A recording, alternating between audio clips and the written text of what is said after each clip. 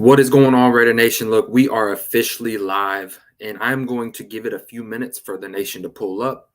I know that this was kind of spontaneous. I know that there's not a lot of people expecting me to go live tonight, but look, we're going to do it. We're going to keep it pushing. So I'm going to let the chat room kind of fill up a little bit, and we'll start addressing everybody. And look, tell everybody to pull up. We're going to talk all things Raiders tonight. There's a few topics that I'd like to get into. And tonight's really going to be a night, you guys, where I'm really just dialoguing with the chat, that I'm really going to talk about all things Raiders, even potentially if we get some open time and little open window. I'm going to have you guys come in and pull up and talk all things Raiders with me. So you guys, we're going to get acknowledged in the chat. I know that we had Jack Kenna, we had Sean Johnson, we had Halo Raider. We had everybody pulling up, and it's happening now. There's people starting to pull up. Yoshi, what's good? Richard, what's going on, man? I appreciate you guys pulling up to the show. Look, tonight we're going to talk all things Raiders, right?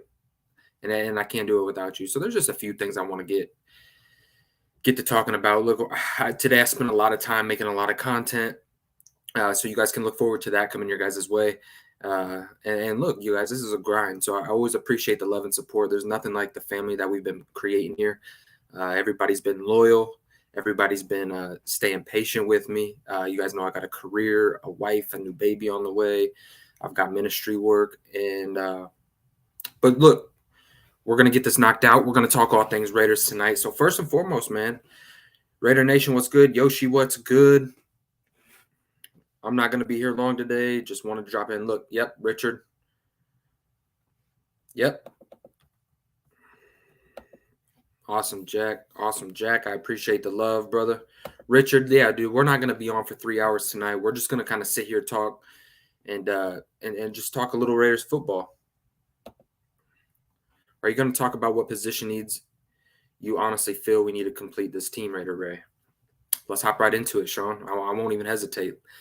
You see, I love this. I love when everybody's just ready to go. So I'm ready to go. I live for this. So look, position needs. If we're going to really talk about needs on the roster, I wouldn't necessarily think that they're needs as much as like they were in years past. I would say that the cornerback position is one need where I'm looking at like we could take in another body at this position. All right. The cornerback room is somewhere where we could use a little bit more help. Linebacker room, look, when you start talking about a little bit of injuries, I'm all cool with bringing in some bodies. Look, we're at that point to where there's some people that could get cut. There's some defensive tackles that can get cut on the back end, and you could free up some room to bring in some more bodies. I'm really looking forward to post a little bit into training camp when there's some veteran players that are looking to be cut, or if you can bring in these guys with really low guarantees. But yeah, look, if you want to bring in a backup right tackle, I don't think it's as much of a need as what everybody's pressing it to be. I think that we're going to be okay at that position. I think that there's going to be a lot of flexibility at the right tackle spot. The linebacker room, look, I'm more high on the linebacker room than I have been in previous years. You're talking about guys like Jayon Brown and Kenny Young, Denzel Perryman, Divine Diablo. You've got Malcolm Kuntz mixed up in that group. You've got now Cleve Farrell mixed up in that group. You got Kyle Fackrell in that linebacker group. Look, this is something that it's pretty unique, and it's more depth than what we've had in previous years. Like if you want to go get a more dominant run stuffer because you have those kind of coverage guys, you can go get it. But Sean, out of a pressing need, I wouldn't necessarily say that I'm looking at this roster like, dude, maybe I would. I know a lot of people don't talk about it. I'd probably go grab another safety, to be honest with you. Outside of Daron Harmon, Trayvon Merrick, I mean, you know what I mean? You got a Roderick Teamer, you got a Dallin Levitt, you got Jonathan Abram. I would say go and get another type of guy that can compete with Levitt and Teamer and even push Abram. I think Abram's a player that really needs to push this offseason. I hope Daron Harmon brings that. I hope Tyree Gillespie brings that. I hope that Trayvon Moreg brings that. So really, you guys, it's the defensive side of the football. I don't think there's like pressing, eye gouging needs where the boat's sinking, that there's a hole in the boat somewhere. Maybe you go get some backup edge depth. I really like Zach Van Valkenburg. But man, don't give me ran, boy. I got to get back to I'm going to address some of this chat. Let's see here. Let's start up here. Raider Nightmare, salute to you, Nightmare, Cortez, DeMarcus Webb. What's good, Ray? What is going on, DeMarcus? Hey, Richard, take care. Be safe. Much love to you too. What's good, Van City Raider? This is my boy, man. I appreciate you pulling up, you guys. Much love to all in the chat. When is Raiders? Actually, bro, that is coming. Expect that. I'll say no later than Tuesday. That's coming, Halo. I'm setting up IG, and look, a lot of you guys have reached out to me, and you guys want me to collab with Pharaoh NFL. We've had some conversation. I'm not going to say that we have a date set or anything like that. So if you guys want to see Raider Ray and Pharaoh NFL do a live together, finally interact and meet and talk all things Raiders, go over to his channel, man. Sub to his channel. If you're not sub to his channel, go show him some love and just let him know that, look, I would like to see you and Raider Ray do some work together. I think that that's something that's happening. The nation has kind of pulled up and said that they wanted to see that. I've been asked multiple times. It's more of like a personality thing. I think people want to see that. But I'm more than willing to talk to anybody who wants to talk Raiders. It doesn't matter who you are. I'm willing to talk Raiders. There's people in this chat that I want to come onto the show just because we see the game eye to eye. And there's really some intelligent people here in the chat that could probably even do their own content, to be honest with you. Sean Johnson's one of them. Patrick Hill is one of them. I mean, I have great conversation with a lot of these people, man. And you guys impress me. Halo, salute, brother. Lafayette. Raiders! Oh, I also got bro. I got a killer intro in the work for y'all. Ray, it's time to bring me in as your first mod, brother. Look, as soon as I figure out how to do this, bro, I am doing my best to figure out how to do all this. I would love to make you a moderator. If you can tell me how in the chat, go ahead and do it, and I'll make you a moderator. And you can be my first official. We got Hefe in the building. Anthony, thank you for pulling up, brother. I appreciate you so much. Hefe is a low-key fan. That boy is a fan of me. I know he is. I know you love me, brother. It's all good. My best friend's a Chiefs fan. We attract some way. Salute Jack Kenna. I don't know if I'm going to subscribe to this guy. He seems kind of shady. What's going on, OG? Hey, OG, last live when it ended, I didn't know how to stay backstage. So maybe that's something that you can tell me how to do. So I didn't mean to end the live stream and just kind of bail on you. Let me know if there's something specific I have to do, or if I just end broadcast, does it automatically take me backstage? It was really weird. I tried to get back into it, but it didn't work. So shout out to OG, y'all. Go subscribe to OG, and when I open up the live a little bit later, I'll probably have somebody on. All right. What's up, Snoop? You and Pharaoh would be awesome. Pharaoh and I agree 99. Yeah, Jack. It's a lot of people have been asking me if we would. So, man, you guys are killing it in the chat, bro. I absolutely love this. This is what I do this for, man. Kenna. Dude, I'm telling you, Hefe, you love me, bro. You love this nation. Just come over to the dark side, bro. Salute Raider Ray. Salute Snoop. I love you, brother. Again, Jack, Ray, you and Pharaoh would be awesome. Yeah, I'm trying to get that in the works, man. We'll get it. We'll make some good content for the nation. I got one from Sean Johnson here. I heard Cleve Farrell will be an outside linebacker in our 3-4 scheme and defensive end in our 4-3 scheme. I believe I heard this correctly. You did. And this is where it's interesting, right? Because we've seen Cleveland Farrell in that 4-3 role, right? And at defensive end, I don't mind it as depth. Look, he's going to be making a lot of money. So this defensive coordinator, look, Patrick Graham really likes, and the defensive line coach really likes what Cleve Farrell brings to this game. So he's big, he's fast, he's athletic, and I just feel like it needs to click with the right system, the right scheme. And look, moving him over to 3-4, you got to do something. Maybe have his hand out of the dirt and let that guy get aggressive in the run game. Let him get after the passer a little bit with guys like Chandler and Malcolm Kuntz and Max Crosby kind of going forward and getting majority of the attention. And maybe you can scheme some things up with Clee. Look, Clee does have a high motor. Clee does not stop. I do like Cleve Farrell. I don't think he was worthy of that 4th overall pick. I think we all could agree with that. It was a reach. But look, you know what I mean? I support Clee. I think Clee, with the right coaching, the right staff, could really bring the most out of him. I think a lot of attention went to Clee, and it kind of took him out of games a bit. With all this talent coming into this room, I'm hoping that it can do nothing but benefit Cleve Farrell. I can't see another team, unless he comes out and just has some crazy year, which I don't think he will. But look, 4 to 6 sacks for Cleveland Farrell would be a huge year for him, right? Let's see here. Salute, brother.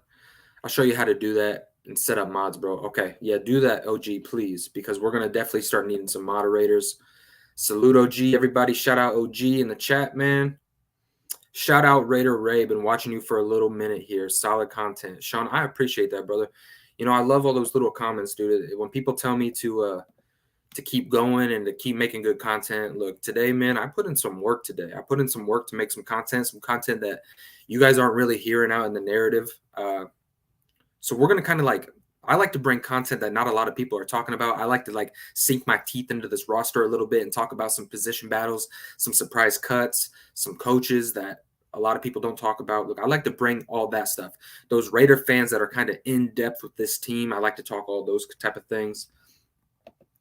OG, salute to everybody in the chat, man. Salute, salute, salute. Salute, Raider Ray. El Capitan Rafael here. What is going on, Rafael?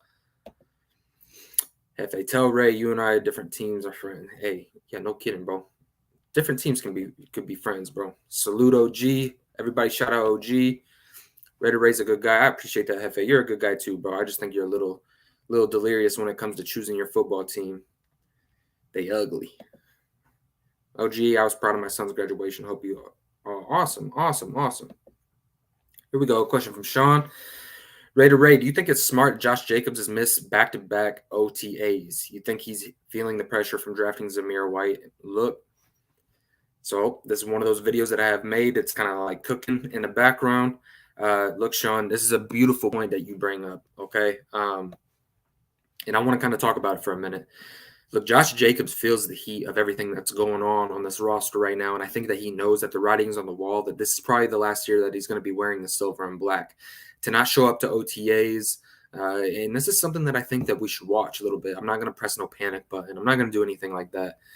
But Josh Jacobs is somebody to keep an eye on because, like I addressed earlier, the channel is kind of blown up, but I have a video talking about Josh Jacobs.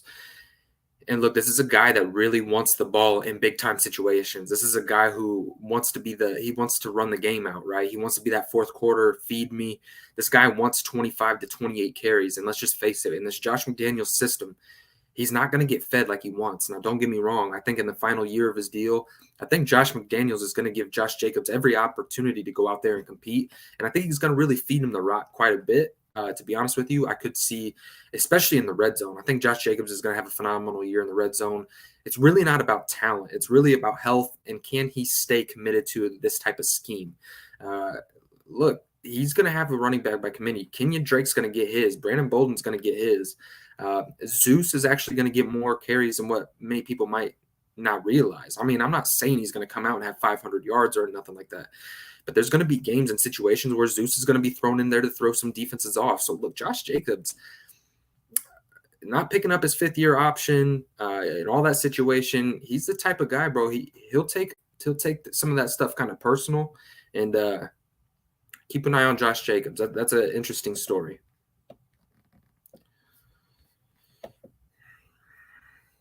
I'd have to call him later. Keep up the great content. Maybe one time we can collaborate. And by the way, like, as always, supporting those great Raiders content. Hey, Rafael, you already know you're more than welcome here, brother. We've had you on here, and you always have a voice here, bro. We are brothers for sure. Hey, man, been watching and been with you almost from the beginning. Razor, bro. I appreciate that, man. Look, there's some few, bro. Bay Area Bread was subscriber 100. Ruben Ortega, you guys. Look, I'm faithful, bro. If you guys are loyal to me, bro, I'm loyal to everybody in this chat. I remember my very first subscriber, and it's Ruben Ortega.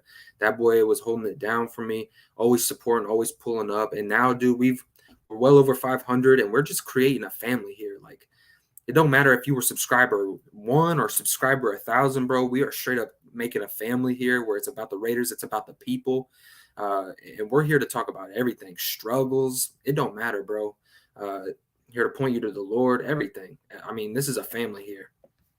What's up, Rafael? Raiders. Hey, everybody, I want you all to do it with me. On the count of 3, everybody's going to let out a Raiders, all right?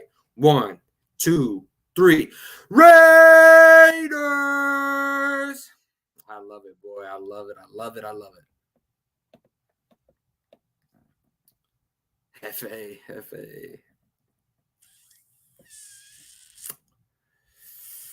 Let's see here. We can get the chat after Ray's show. OG says he was subscriber 141. Look at this. People even know what what subscriber they were. It was so funny. Hit those likes, hit those subs, you guys. I would appreciate that if you guys did that. Salute to Jack for telling the chat. Zamir White reminds me of a Garrison Hurst. Boy's going to be a stud. Zeus is going to be a stud. I'm hoping that knee is fully recovered. And look, this is a young, hungry kid. He's eager to get his foot in the game. He's eager to get some snaps in the starting lineup.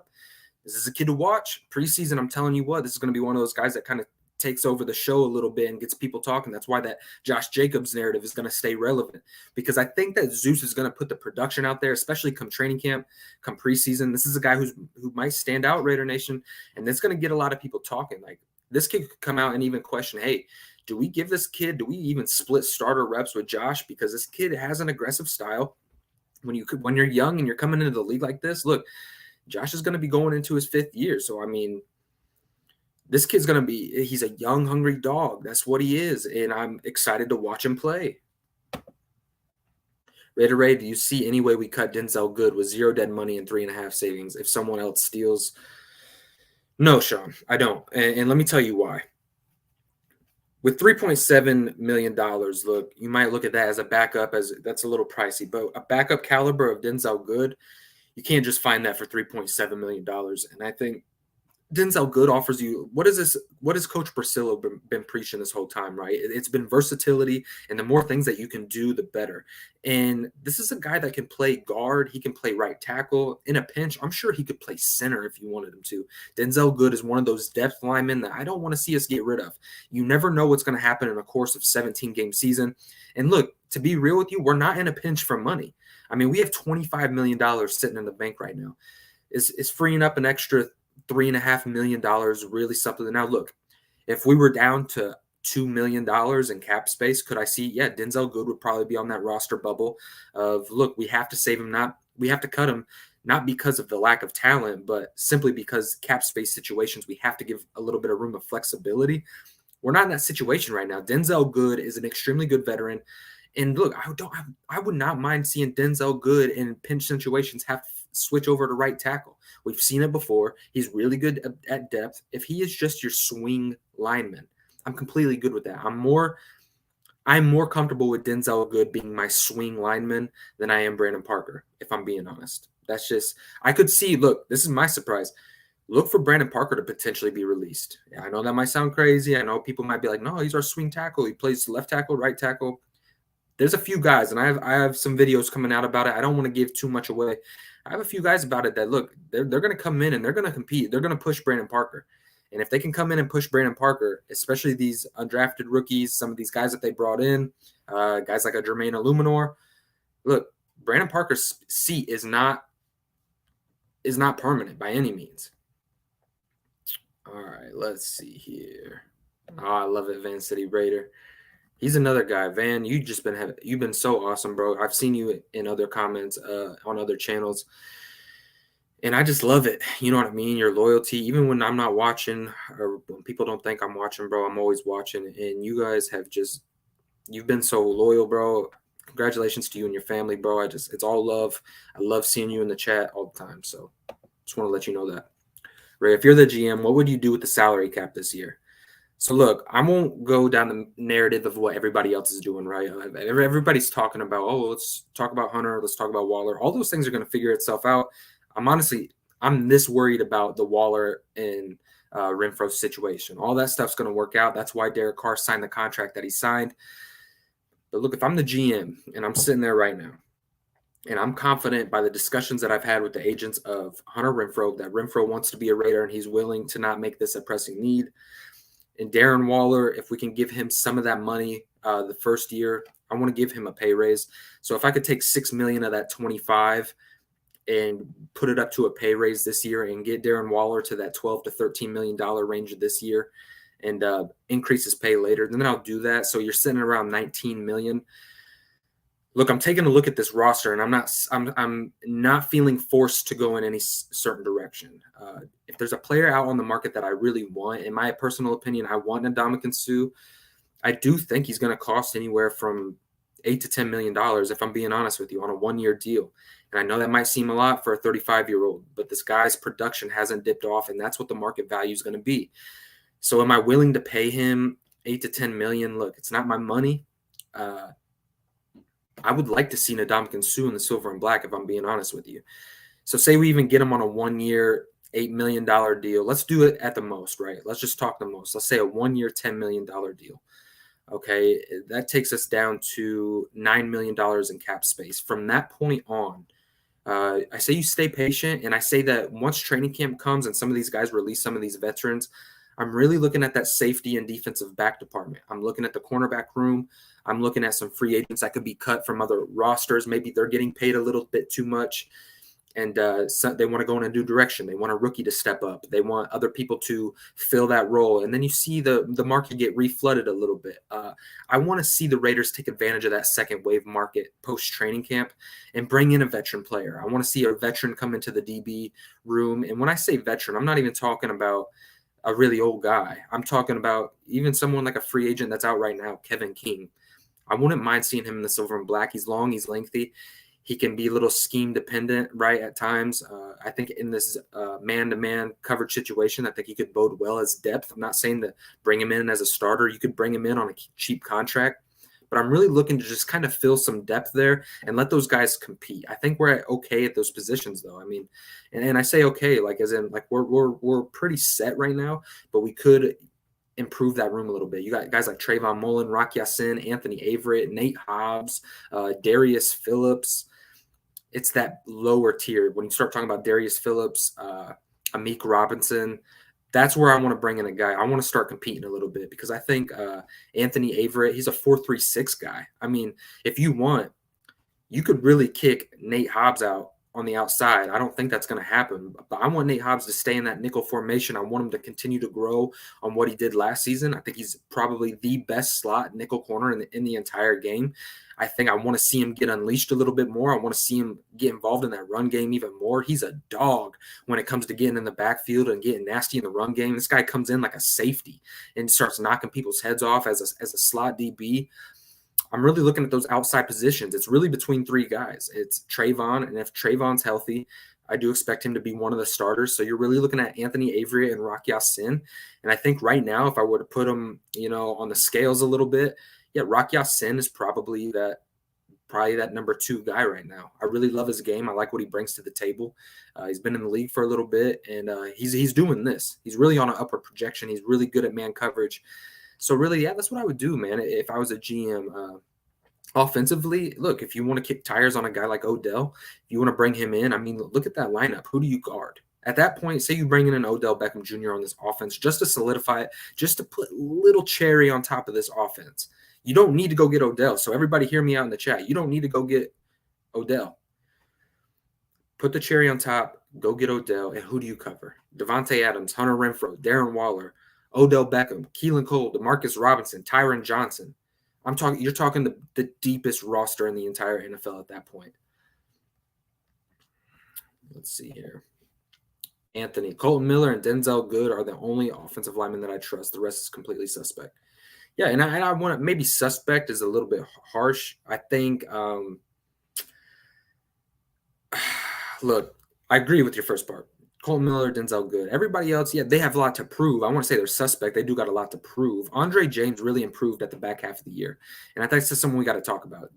Andre James really improved on the back half of the season last year. The last final 5 games, he was graded as one of the top 10 centers in all the National Football League. His start was rough, but he's a player that trial by error. He got thrown in the fire a little bit. And you kind of seen towards the end of the season, he started coming off a little bit better.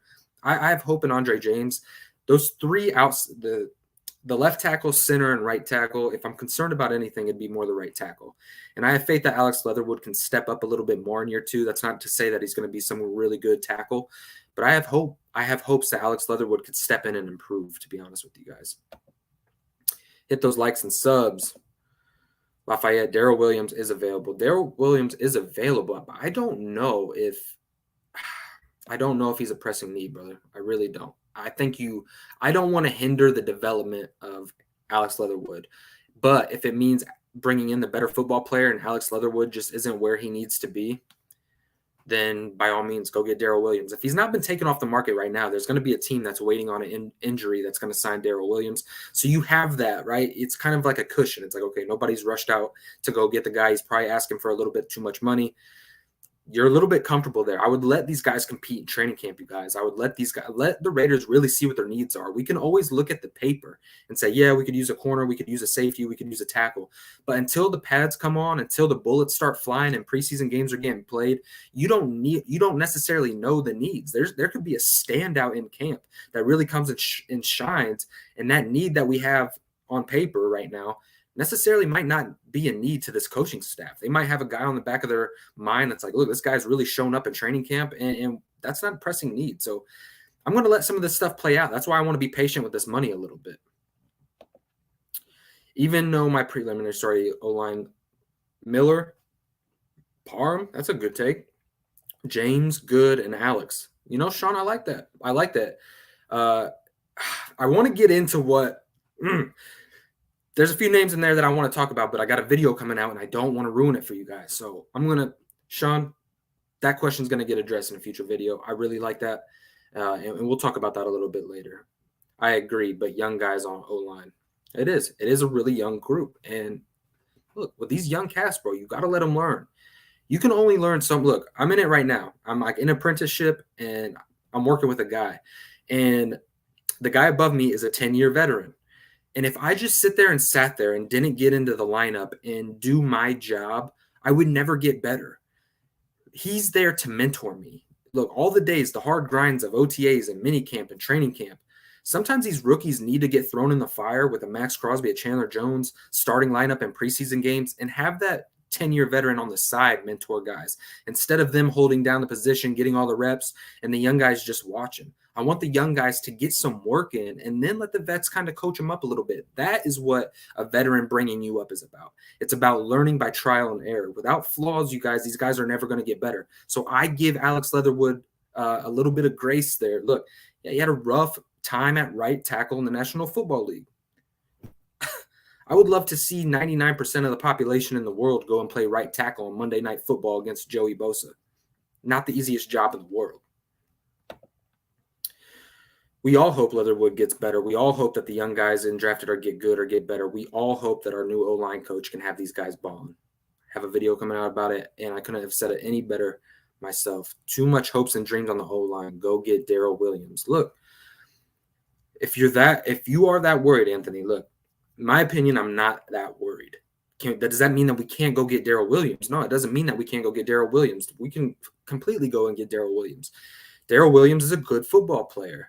I think like we need a press emergency? Not yet, because he's going to be there. He's going to be there, Anthony. He's going to be on the open market. I'm not worried about it, bro. He's always going to be there if we really need him. If Alex Leatherwood doesn't work out, then go get him. Go get him by any means. Why worry about Waller with 2 years left? Raiders give him more than his worth at the time at that contract. I feel Waller next season. And I agree with that to an extent, Jack. Look, this is a guy, when you're talking about Darren Waller, this is a unique player in the National Football League. And the contract that we gave, yeah, I know a lot of people say honor that contract. But here's the thing. Darren Waller got his life clean and really stepped up big time for the Las Vegas Raiders and really put this offense on his back. Matter of fact, I don't know if you're in the position that you quite are offensively when losing all those weapons on the outside. I don't know if the Raiders are in the football games that they were in without the services of Darren Waller. And I understand, look, he's inked into a contract. He agreed to that contract. And I know a lot of people say, hey, look, honor that contract. I'm not going to give him a pay raise based off of him demanding it. I'm going to give him a pay raise based off of we have the cap space and the cap relief to pay him money up front. That way later down in his contract extension, he's not 34, 35 years old getting paid an outrageous amount of money. You pay him money up front this year, next year, and the year after. And those years extended on the end, you're not looking at a huge salary cap situation. And I want to reward Darren Waller. I think he's extremely he's very important to this offense. And I don't think people remember that too much. So I'm not worried about I want to give him money just because I'm appreciative of what he has brought to this offense. And this is a guy that doesn't deserve to be paid 17th. Like I said, I know we signed him to that. He agreed to it. This is a situation where he's outplayed his contract, and because I'm grateful for the things that he's done for Raider Nation and his loyalty and his patience. Look, I want to give Darren Waller some money. Even if you take it from the 17th to the 8th, you don't even have to give him a ton of money, but to bring that up a little bit, he deserves it. This is a guy that really deserves his money. The Sue rumors irritate me. We don't need him. Like I said, we don't need anybody really. We don't need them. Would I like Sue's services? I would, because you're teaming him up with a Bilal Nichols, and a Ndamukong Suh, a Crosby, a Jones, a Malcolm Kuntz. I mean, you're talking about arguably probably the best front in all of football. This is a guy who eats double teams still at 35 years old. I would just encourage you, Anthony, to go watch film. Yeah, we don't need him, but his services sure would be nice. We need O-line. Look, we can go get it if we need it. How much would a Kevin King cost? Not a lot of money. Not a lot of money, Sean. That's why I'm interested. Look, I would say honestly, at most, this is you throwing him some money. The 1 year, $3.5 million deal. I really don't think he's going to cost much at all. I would see he's probably going to get paid around what Anthony Averett's going to get paid. Matter of fact, a little bit less. But I could see them bringing him in on a 1 year, $2.5 million deal. He's not going to cost that much at all, Sean, which is why I like him. That's facts, Jack. Nation, hit those likes and subs. I appreciate you, Jack. King would be cheap. Yeah, King would be really cheap, and he offers some really good depth. He's not, I'm not going to say he's going to come in and start and beat these guys out, but this is a guy who can play man-to-man coverage. And look, we've seen guys in that Green Bay system get a new fresh start and really have some success. Oh, Hefe. Boy, get out of here. The only bow and arrow I want to see is Max Crosby sacking Mahomes and getting that. Averett is a baller, bro. I've been saying that. I got a video about that. I suggest you guys go check it out. I think Averett's going to push for a lot more playing time than what you may think. This is a guy who really emerged for the Baltimore Ravens last year, who really struggled with health at that DB room. This is a guy who really emerged as a true number one. And when Averett was out of that starting lineup, that Ravens secondary looked really rough. So, yeah, Anthony Averett brought some juice, and he plays with a lot of swagger. I really like it. I think Averett is going to be a sleeper Raider. That's for sure. Salute, Jack. You always talk the facts. Provincia, you don't need Sue. I'll take him to Kansas City. And that's the thing. What happens? What happens if we don't take Sue and Kansas City goes out and gets him, and they pair him up with the Chandler Jones? Now, Kansas City don't have the money to go out and get him, so I ain't even worried about that head fake because you guys are sitting over there broke. But yeah, look, I would rather have Sue on my roster and just have it. Why not build this defense up? Why not have the best defense possible for this electrifying offense? That's where I'm at with it. You don't need these guys, but should you want them? Yeah, we got the money. There's no reason to sit here and he'll be fine. If he can lock down Tyreek, I ain't worried about Anthony. No, I ain't worried about Anthony Everett either, bro. It's all good. Thanks. Man, you guys have been chatting it up. I love it, bro. Holy cow, I got a lot to get into.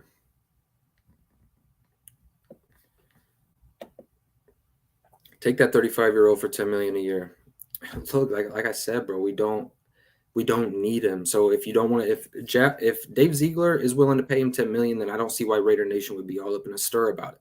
It's not our money. And we have money to spend. Like, are you going to go get a better defensive tackle post training camp? Why not bring him in? You know what I mean? I don't see what it is. Odell is a solid wide receiver. This is a guy that you could bring in at a number 2. We talked about that. If we get Sue, it will be a good deal. He's dependable, and he will plug up the middle. And with Jones, Crosby on the edges, NFL teams better look out. This is facts, Snoop. This is what I'm trying to talk about. That's why you guys got to kind of take your eyes off the money a little bit. It's not any one of your guys' money at all. And the Raiders aren't going to go out and sign a guy and then put us in like a cap situation where it can't work out or we can't shift and move money around. The cap salary is movable. It's fluid. You guys have to remember that. This isn't what it used to be anymore. There's ways around all this. The Raiders aren't going to put themselves in a position to fail, and I want you guys to understand that. If they bring in Ndamukong Suh, it's going to be a 1-year deal. Next year's cap, you're not going to see any part of that money. It would be for this season to make a deep push. I'm all for it. I'm not worried about money. Everybody's got to chill out on the money situation. I'm trying to put fear in teams again. I want people to line up against the Raiders and say, who do we guard? How are we going to double Chandler? How are we going to double Crosby? How are we going to stop Bilal Nichols and Ndamukong Suh? And then you got guys like Malcolm Kuntz and Denzel Perryman coming down shooting gats, Divine Diablo, Jayon Brown. You got Abram coming off the edge. Like, look, I want fear to be put in these people. And if we have the assets and the money, go do it. That's what good football teams do. Good football teams go and get good football players. That's just straight facts.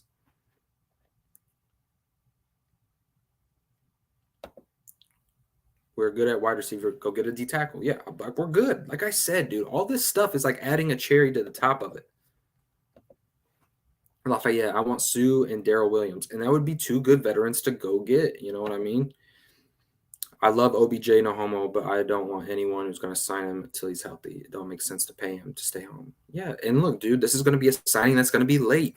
That's what I'm saying. The Raiders have money. That's why I said to be patient with the money, because there's going to be players that come on the open market that you didn't think were going to be available that you can go get and make those deep runs. Who's to say something doesn't happen to the wide receiver room? And God forbid the I word pops up and say a Hunter Renfrow goes down, right? A guy like Odell Beckham Jr. coming off and is healthy in November, I'm going to go get him. And I'm going to be glad that I saved that money to fix a need when it popped up. How are you, my friend? Let's talk trash. We need Jack, take it easy on Hefe. Sometimes he struggles. We all know this. Hello, I'm good. This sounds good. Anthony, I love OBJ, but we would have to find out the status of his. Yeah, and he's going to be later in the year. But look, this is a late addition to the roster that you could really look forward to bringing into your roster to really help that wide receiver room if something were to happen. And if you just want to make this offense hard to stop, bring him in. Why not? Look, the Rams did it last year. The Rams are in a Super Bowl, and the Rams aren't afraid to go get good players, even if the money doesn't look right. They're willing to go do it, and look where they're at. Look at the games that they're able to play in. I want the Raiders to be in those games. I'm tired of watching other teams be aggressive and going and doing it and putting their tail on the line, and then you see it reward them. You see these aggressive teams, these aggressive front offices get rewarded because they're not afraid to pull a trigger on a good player. I'm tired of being so passive. Let's stop being passive. Let's be aggressive. We have money. Let's go get good football players. We already have a great football team. Go get some more depth. Make this team scary. You have a 3-year window right now to go and make this thing as scary as possible. 3-year window. Let's go do it. I'm tired of waiting. We've all waited way too long as Raider fans. We've all waited way too long to see our team compete for an AFC championship, for a division championship, to go to the Super Bowl. We've waited far too long, and I'm tired of waiting. We now have a coaching staff that has the nuts to go and get good guys. Go do it. Go do it, because I want to see my team in those games. I'm not worried about money. I'm not worried about all that. All that will work itself out. I'd rather win a Super Bowl than worry about all that. Hey, Raider Ray, who's going to be our starting strong safety this year? It's a good question. In the 4-2-5, if you're talking about having somebody come down in the box, Abram will be that box guy. I do see Daron Harmon, though, earning that starting spot. Daron Harmon is a guy that I think is actually still pretty good. He's got a little bit of juice left in the tank. And like I said earlier in the stream, that's a position where I could really see the Raiders go and bring in another guy as that strong safety position. But yeah, I would probably go Daron Harmon, brother.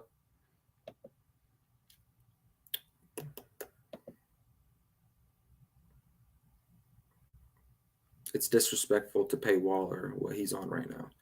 That's why I said go give him a little bit of pay. Yeah, he outplayed that contract in my opinion. I don't want to ever lock these dudes in. Like if we didn't have it, Jack, if we didn't have the money, yeah, you're gonna have to write out that contract. But we got it, and we have to show we got to show other players around the National Football League that if you are a Raider, the Raiders are willing to do what it takes to keep you. That's a message that goes deep. That's beyond statistics and shows and games. All that stuff. Players watch that, and they know, hey, look, if I go to the Raiders and I ball out for them, bro, they're going to take care of me. They're going to pay me. But I think our O-line is going to be middle of the pack, 15 to 20. Not the best, but isn't the worst either. And look, if you can – I said this. If you can get up to that 12 to 10 range, now that's a big jump from last year. Maybe even that 15 to 12 range, you're going to see improvement, and that's all I want. I'm not wanting these guys to be world beaters. I'm not asking them to come in and be the top 5 offensive line in the National Football League. I'm not delusional. That's not going to happen. But I do want to see improvement. And if you can get close, if you're slowly working your way to that top 10 lineup, That's always good. And showing up to OTAs and not complaining. Agree. He's the number one player at his position getting paid like a mid-tier, bottom tier. I agree. Look, this guy is nothing but a worker. He's not pulling a Josh Jacobs, a guy that's on a fifth year, is looking to make some money, and he's not even at OTAs. Darren Waller is in the middle of contract talks of getting more money, and he's there putting in work. He's like, look, let my agent take care of that. I'm going to show up and play football. I love those guys. I want those guys to be Raiders. How much did Waller play last year? And when he didn't play, did we lose or win? Exactly. Look, Darren Waller, bro, he is a key part of this. Who do you want to pay first? Ray, who do you want to pay first, Waller or Renfro? Darren Waller. I think that Darren is that guy right now that is just going to really unlock this offense. And I think he's more of a threat right now than what Hunter is, but it's not far. Like Hunter Renfro is closing that gap. Hunter Renfro is really emerging as a superstar in the National Football League. But with the Hunter Renfro situation, he's linked to Derek Carr. They're very similar. Hunter Renfro is not going to hold out and go and get the biggest bag or whatever. Like, look, Hunter Renfro wants to be with Derek Carr, and Derek Carr's adjusted his contract, so Hunter Renfro is retained. Hunter Renfro will be a Raider, and he will sign a big extension. I'm honestly not – they could extend him in the offseason, and I'd be okay because Hunter, I'm not worried about Hunter. I really want to get Waller taken care of. Hunter's going to be easy. I bet you the organization's not even thinking about Hunter. I bet Hunter's already saying, like, look, I want to be a Raider. That's it. Point blank, period. Waller. Yep, I agree. Agreed. Waller injury and 2 years left. Look, but this was the first time we've seen Darren Waller really miss time due to injury. We've seen him really come up and play games even when he wasn't healthy and really try to put the team on his back. Like, look, this is a guy who's a dog. Waller is a GOAT. Waller and Adams together is going to be – and that's the thing, man. Like, it's going to be really, really hard to guard these two guys. It's going to be much harder than if it was Adams and Renfro. You can kind of negotiate Renfro a little bit. He's not as big of a game changer as Waller is. Waller is a physical specimen, dude. He's a freak. And the Raiders are blessed to have a player like Darren Waller to find a player like that and for him to take off like he is. Those are those type of guys, man. You take care of those guys. 2 huge targets. Facts, bro. Chiefs have more money than Las Vegas. Bro, Hefe, you are delusional, bro. I love you, Hefe, but sometimes I read your stuff. I'm like, you and my best friend would get along just great. Man, you guys have been chopping it up. You guys are going at each other. All right. Hefe, honestly, if you're starting your team, blah, blah, blah. I'm going to let you guys beef. I'm going to read these comments. I got a feeling we're going to play Buffalo or Baltimore in the championship. Yeah, 100%. Those are the teams I'm looking at.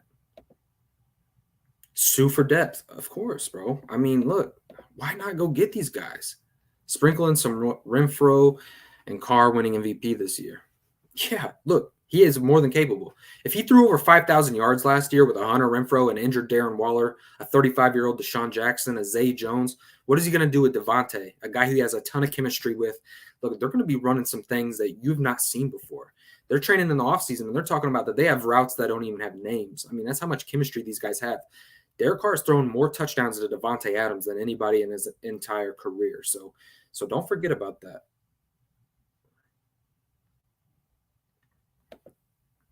Sue would be a throwback later, like when we had Chester McLaughlin and Samuel Adams. Yeah, of course. This is a guy that you get. This is a Raider move. You go get a veteran player who come and brings juice to an organization and taps into that fountain of youth a little bit. And with all the talent around Sue, Chandler and Max and Kuntz and Bilal Nichols, it's not like Ndamukong Suh's going to a bad football team where he's the best defensive lineman. Ndamukong Suh could come here and eat, and he knows that. Kelsey's not good as we'll be playing a bunch of twos around him. Kelsey's going to have to step up this year, that's for sure. Sue would be nasty on the Raiders. Hefe, this is probably the best thing you've said in a long time, brother. I'm proud of you. Our Super Bowl window's officially open. That's right. Go get it, bro. Like I said, you got a 3-year window. Go get it. Stop being passive. I'm tired of the Raiders being passive. Let's tap into what we used to do, man. Let's get aggressive and go. I'm not saying go out and put yourself in a cap hell. That's not what we're doing here. We're not moving that way. But like the Rams, These teams that aren't afraid to be aggressive, go and get these guys, bro. Tyreek made Kelsey a lot better. He's going now. That's facts. Ndamukong Suh will mentor guys like Neil Farrell Jr., Matthew Butler, Bilal Nichols up and demand attention, frees up Max Chandler, get easy to QB, takes away. And look, that's why I said that this need for the secondary isn't as pressing as what we might think. If you go get an Ndamukong Suh, you're talking about a front seven that's arguably the best in all of football. Maybe the Tampa Bay Bucks are up there competing with you, but you're in the top 3 talks for sure. And what does that do to those secondaries? It does nothing but bolster those secondaries. Those guys don't have to cover as long as they used to. You can get away with it, and especially if their services are thrived in man coverage. Look, build that front. That's why I say go get Suh. Go build that defensive front and let those guys on the back half. Because, look, you have a lot of moving parts back there. You're learning a new scheme. You're going to be asked to do a lot, and there's some new faces. There's, 3, 4 new faces, 5 in the defensive back room. You need pressure up front so those guys can kind of learn on the fly and not so much – they're not asked to cover so long. I love it, Sean. This is why I want you on the show sometimes, Sean. We're going to have some good conversations. Of course, dude. Salute OG. Rather have Julio over OBJ? I don't know about that. I would like it for the size. I think this would be extremely physical. He'd be a possession type of guy, which you could argue that we don't have a I don't even know. I don't know. That's an interesting take. I'd have to look into that a little bit. Yoshi said Fuller would be a good depth. I'm not against that. Provincial. Hardman, Kelsey, Marvin. You're not stacked. We got too much to talk about to even deal with that. Hardman, he's pretty good. He's all right. He's a good football player. Marcus Stantling, we'll see. Juju got canceled out by our linebacker. Not too worried about him. Now, I think Juju's going to have a good year because of Andy Reid. Sky Ross, Sky Ross is not going to be Tyreek. Let's not make him be Tyreek. That's not where he's going to thrive. I'm not here to talk about the Chiefs. I love you, Hefe. Watch Charbers grab Suh. And that's what I'm saying. Look, Lafayette, make a good point. Look, if we don't do it, someone else will. Ndamukong Suh's a good football player. Go get him. Ray, I ordered a Devontae Adams jersey 2 months ago, 2 to 3 days after he was a Raider, and it still hasn't. Oh, dude. That's unfortunate. They look clean. That's 17. What is it about? Dude, the Raiders have the best uniforms in all of football. There's something about, especially when you get this star player, right? This is probably the biggest addition the Raiders have had. Let's just be honest. This is probably the best wide receiver the Raiders have had in history. And I know I might get some flack for that. Tim Brown, Hall of Famer, great. As a Raider, yeah, Tim Brown. But when you're talking about the talent level, I'm not talking about all the credentials. I'm talking about talent level on field. Dude, Devontae's up there in the top 3 Raiders of all time. And I know this is his first year as a Raider, so he's not essentially his whole career wasn't spent with the Raiders, but you're talking about probably the best addition we've ever seen, especially free agent addition. OBJ healthy. 80 Raiders fan here, baby. Awesome. Also, if we do bring in Suh, it won't be at $10 million. If we offered him 10, we would probably already sign with us. Oh, yeah, for sure. I'm sure. Look, this is the situation with Ndamukong Suh, y'all. The Buccaneers withdrew. So there was 3 teams involved. The Bucs, and they went and signed Akeem Hicks, I believe. They went and signed Akeem Hicks, and the Browns said, look, we're out of the Ndamukong Suh. That leaves the Raiders. He is the one team. This is the one team that's left. So, yeah, they're probably talking contract, talking numbers. Look, my gut tells me that Ndamukong Suh will be a Raider. That's what my gut tells me. Yoshi, salute, brother. All lames. A group of 2s and 3s at number 1. Facts.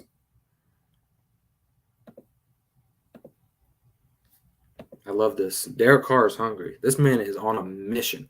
This guy finally has a roster around him. This is a guy that's going to light the league up. Derek Carr knows it too. He's like, look, for a long time, I've been professional in holding this organization down, saying I believe in the guys. And I do believe that Derek Carr believes that when he says it. I think he feels like he could win with anybody. But now he knows. Look, I got the number 1 wide receiver in all of football. I've got probably the number 1 tight end, top 3 tight end in the league. I've got probably one of the best slot wide receivers in all of football. I've got depth on the outside that we can work with that and spread the ball out to those guys. I've got a running game that can take over a game if we have to. Derek Carr knows, like, look, this is why I signed my contract, because now I'm in a position where this organization finally has the nuts to go out and go get good football players for me. Derek Carr's been waiting his entire career for a staff like this and an organization like this now.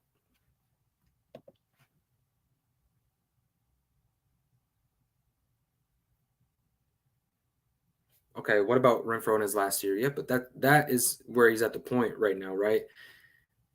Does Hunter Renfro deserve more money? Yeah, of course he does. He's completely earned a new contract, but he's in the last year of his deal, so those negotiations are going to happen. Technically, with Darren Waller, they don't have to happen. The Waller situation is so completely uniquely different from Renfro.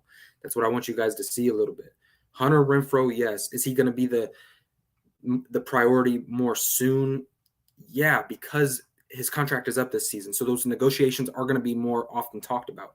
I'm just saying, I would pay Waller now. Like in training camp, I would give him money. And it's not going to be that far after, and they're going to extend Renfro. I'm not worried about the order, you guys. The order is just that's a conversation that we have on like a Wednesday night when there's nothing going on in the news. Look, I'm not worried about who signs first. Like, they're both going to be Raiders. Point blank period. At the end of the day, Hunter and Waller will be Raiders. That's it.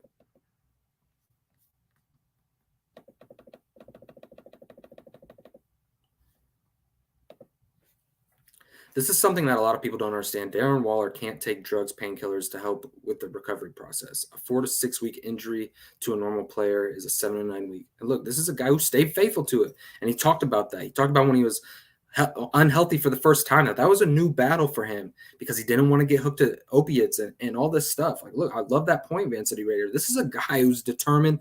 He's come out and said, I want to be the best player the Raiders have ever had. I love Darren Waller. Darren Waller needs more respect thrown his way. I will pay him.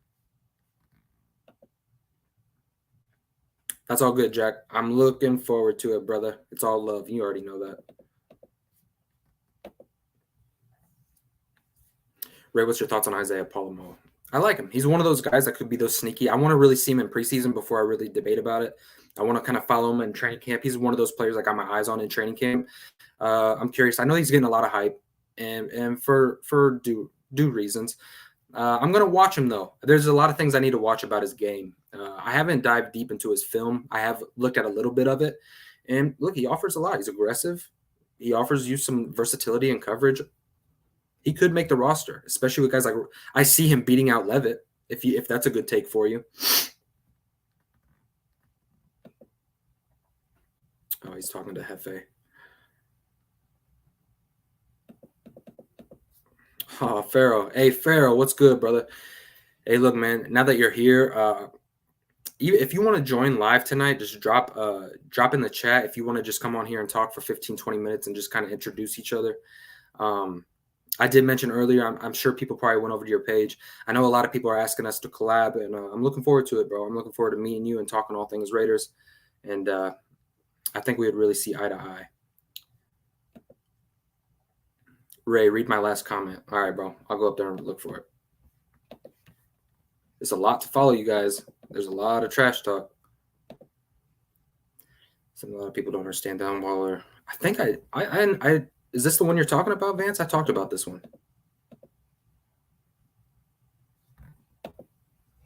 Pharaoh, salute my like-minded brother. Yeah, everybody, shout out to Pharaoh, man. If you guys aren't subscribed to his channel, go over to his channel and subscribe to his before you ever even subscribe to me.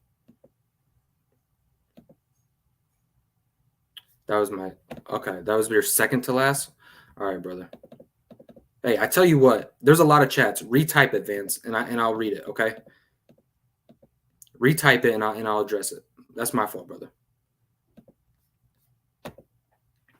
Only Raider-related divisional rival Denver Broncos QB Russell Wilson has a 5-year, $250 million deal. Asking price for a new deal with the team. Wow. Wow. So you see, guys, this is what I'm talking about. Sign him. Sign him, Denver. I love when you guys stay the Denver Broncos. And they're going to pay him, dude. They're going to pay him. And look, they're not going to be in that position like we're in, that's for sure. I know Jerry Rice played for the Raiders, and I addressed it. I said probably around the top 3. Jerry Rice played with the Raiders. He's a Hall of Famer, probably the greatest receiver of all time. I'm just talking. Devontae is just a special wide receiver. That's not saying he's better than Jerry Rice. Jerry Rice is better. Let me just put that out there. But I'm just talking. This is probably one of the top 3 additions the Raiders have ever seen. Salute, Ray. What's going on, Raider Ross? How you doing? Juju will play a slot and go against Hobbs shut down. Dude, Juju will get slot down by Jayon Brown. He don't even need Nate Hobbs. We need to put Nate Hobbs on Travis Kelce. That's where you need to put Nate Hobbs. Move him over. Let him be that gadget player, and Nate Hobbs will clamp Kelce. That's a matchup I'm salivating to watch. Nah. He don't have much choice, bro. He's 35. A lot of people aren't going to pay top dollar for him, so we'll see. Tim Brown was clutch. Tim Brown is probably one of probably my favorite Raider receiver. I loved watching him growing up, bro. Shout out to Pharaoh.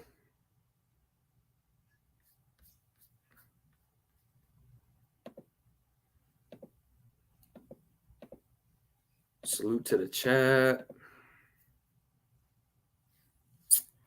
All right, y'all. So we're getting to that point where, all right, cool. Pharaoh says send the link. All right, Pharaoh. So I'm going to drop it in the chat, and all you got to do is click on it, brother.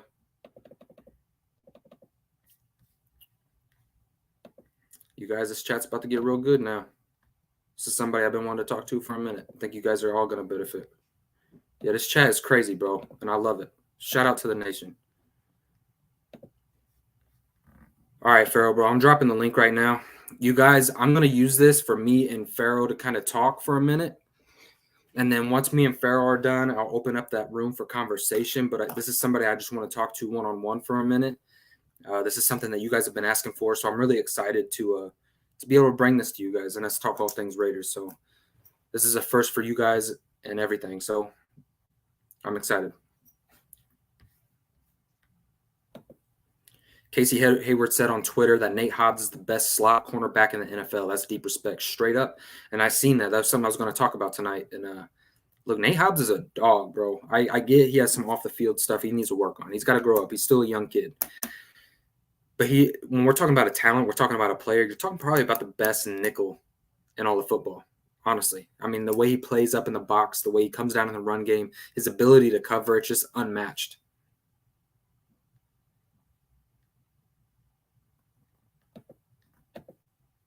Okay, yeah, OG. Yeah, hang out in the studio and listen to the show. I'm going to talk to Pharaoh for a little bit and just get introduced and and take care of that business. As a guy I've been wanting to talk to. And then you already know, OG, you're always more than welcome on here.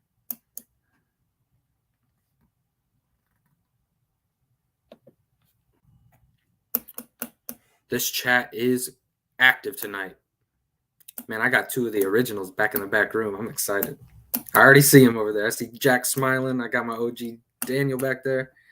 All right, so we just got in our guest, bro. We got in Pharaoh. So everybody enjoy the show. We are going to be introducing Pharaoh to the live, and we're going to talk about things Raiders. So without further ado, you guys, welcome Pharaoh NFL. Pharaoh, how you doing, brother? I'm doing great, man. Hey, it's been a long time coming. I've been hearing people talking about we need to talk, and OG actually, I think he's in the chat as well. He's the one that actually brought me to your brought me to your attention, and he was like, "We got to get together, we got to collab, and all this good stuff, man." It's a pleasure to meet you, brother. It's a pleasure to meet you, dude. I've watched your content. I love the in depth. I like how we kind of see the game similar, not in all things, but in a lot of things, man. We agree, and I think it's more of like a personality thing. You have probably been my most requested person to collaborate with. And it's funny when the nation starts talking about this stuff, it starts to happen organically. And so, dude, I just want to chop it up with you for a minute. So what is your how do you feel about this offseason, dude? How do you feel about what this organization's done, what this regime has done? What are maybe some things that you're looking forward to? Just let me know. Give me an update on where you're at. Okay. And first, man, I got shout out to the chat, man. Shout out to the nation, Tomb Raiders, everybody that's in the chat, man. I appreciate everybody that's pulling up to Raider Ray, one of the up and coming Raider content creators.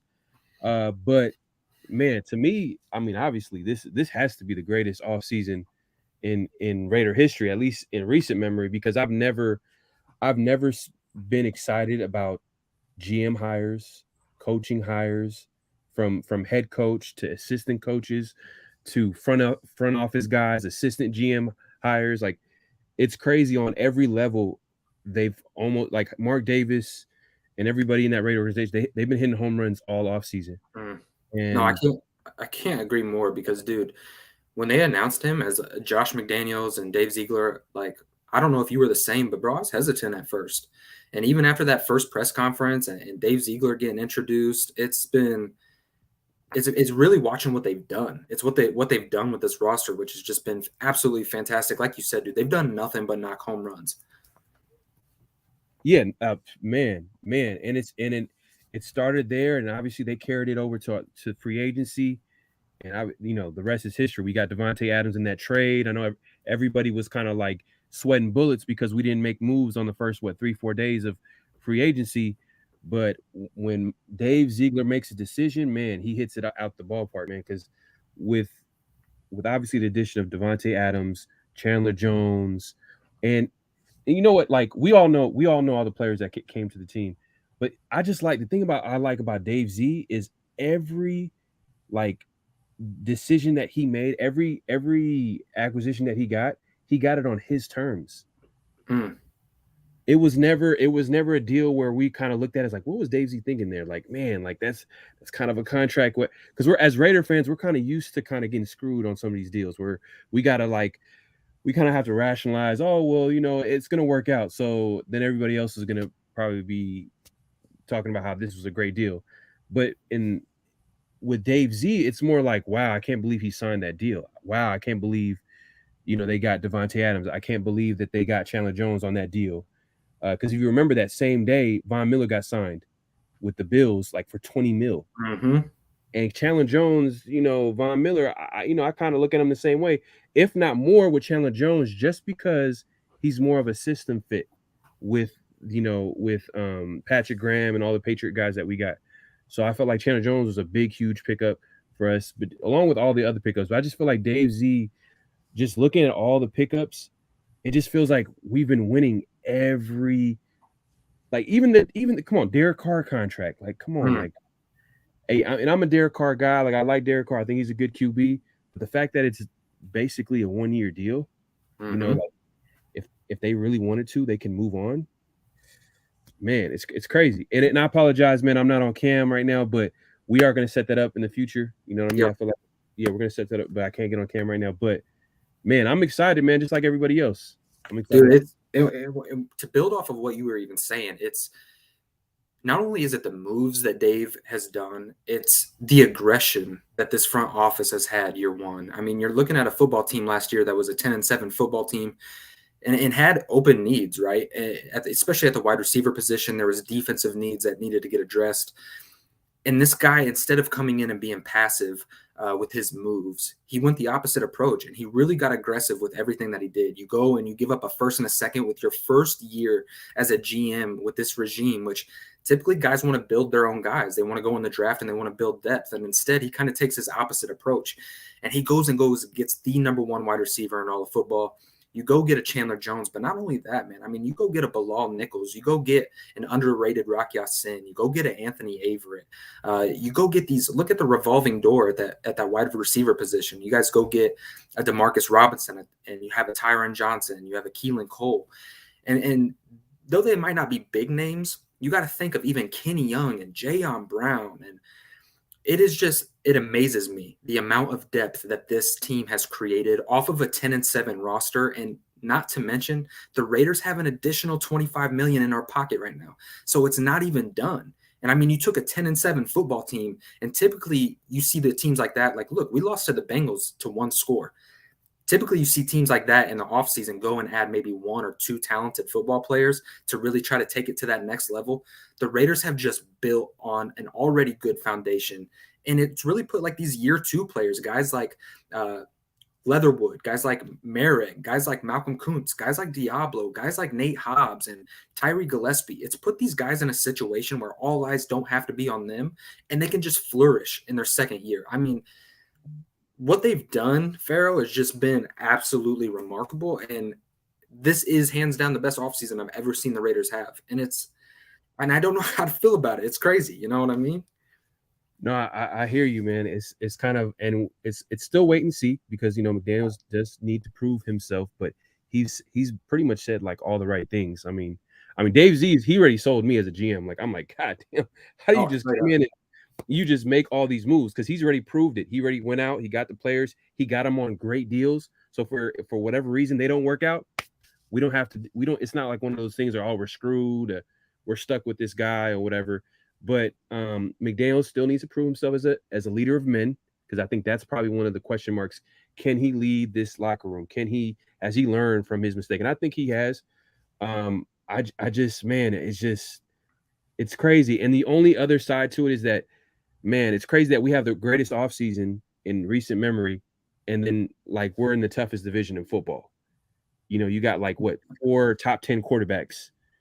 I mean, if you want to include Derek Carr in there, top 12, but every division opponent has a legit quarterback, let alone the AFC is just tough in itself. So that's the other side to it as well. But man, hey, I feel like with the Raiders, I feel like what's gonna separate themselves if everything goes well, it's not just I don't think it's just gonna be the talent. I think we have good enough talent. It's the coaching. Dude, I That's love it. I've had that take too. I love that. I'm glad that you brought that up because when you look at the division, everybody got better on paper. I mean, any way you want to look at it, maybe Kansas City, they lost some talented players, Tyrann Mathieu, Tyreek Hill. We all know that news. So of everybody in the division, probably them. When it comes to a roster, they probably didn't improve all that much, but it's their coaching staff. And when you look at these teams, I think at the top of the division, you're going to have to talk about Andy Reid and Josh McDaniels. Now, like you said, Josh McDaniels needs to prove it. But I think Josh McDaniels has done a really good job of bringing in guys around him. It reminds me kind of like of a Mark Davis quote of like, I'm going to bring guys around me that know what to do. And he's brought in a Patrick Graham, and he brings in Dave Ziegler, and a guy that a lot of people don't talk about is Champ Kelly. I think Champ Kelly has been huge behind the scenes for this organization. And this guy has built a staff around him where he can focus and really get one-on-one time with Derek Carr and build this offense and the vision that he sees for it. So necessarily, yeah, he's going to be the leader of men. And I think he's improved in that drastically. But at the same time, I don't think he has the coaching staff that he doesn't have to completely have his eye over the entire team. He can really focus on what he does best. Yeah, no, facts, 100%. I'm excited. I'm like, hey, I want the season to start tomorrow. Like Yeah, I'm ready straight up. to start. But you made a good point about how them having about 25. You said 25 million cap space. Now Mm-hmm. that kind of gives them flexibility. Like if someone goes down with the injury, or if they don't like a guy at a position, they can pick up some guy that gets cut or some guy that gets released, and they have that flexibility because they have the cap space. Because usually you don't have a lot of cap space. We're wondering, oh, why did the Raiders didn't pick up this guy? He fits their needs. It's probably because they didn't have a lot of money in the past. Now they Mm-hmm. kind of set themselves up to make those moves like later down the road. But that being said, man, like I said, I'm excited about this team. I know you mentioned like the receivers. Look, I'm good. Hey, the thing that makes me happy about this team is the fact that McDaniels obviously is one of the best offensive minds in football. You give him one of the best slot receivers, best tight ends. I know you were talking about this earlier, and obviously the best receiver in the game. But now outside of that other number 2 spot, it may not be as a big impact like other years. I think that the guys that you mentioned, they don't have to do a lot to be productive just because they're going to be going against what, the fifth, fourth corners. Yeah, But they're really going to be that wide receiver 4, to be honest with you. yeah, I just if I'm going to nitpick, I just wish we could have got like maybe a speedy compliment. Maybe that might be a Tyron Johnson, but I'm not going to put my eggs on the Tyron Johnson train just yet, just because the fact that he's been on how many teams like in how many years. There's a reason why he's kind of been going from team to team to team. And I just feel like, hey, if he can put in the work, put in the time to learn this McDaniels offense, win the coaching staff, he has a chance. But obviously he has that speed element, but I don't think it's someone that we can probably be like, oh, okay, Tyron Johnson is going to be that guy on the other side. Demarcus Robinson, maybe, you know what I mean? Because he's a vet. He's been with KC Chiefs, but even with KC, he didn't really do anything with KC. If you look at his numbers, it was kind of pedestrian. Mm-hmm. Nothing. But you know what? I'm not gonna get on it too much just because, like, if you look at Josh McDaniels, this is probably the most talent he's ever had. Like, Oh, 100%. you can make an argument. Obviously, there's going to be other teams like with Gronkowski and Randy Moss and all that type of stuff. But you can make an argument with just having the top player, one of the top slot receivers, top receiver, top tight ends, just all on one team. Hey, man, I just feel like the ceiling is high for the Raiders. I just hope that, with this new offensive system, this new defensive system, hopefully we can survive that first part of the schedule where we can win some games. Just start off fast. I mean, I know we start off against LA Chargers. They're gonna want they're gonna want some revenge from last year. I just hopefully we can win some games out the gate. So when it comes to the Tyron Johnson situation, kind of like that wide receiver room, and I had made a video about how that wide receiver 2 spot on our roster is really going to be like a wide receiver 4. It's going to be by committee. And look, Derek Carr does a phenomenal job of spreading the ball around.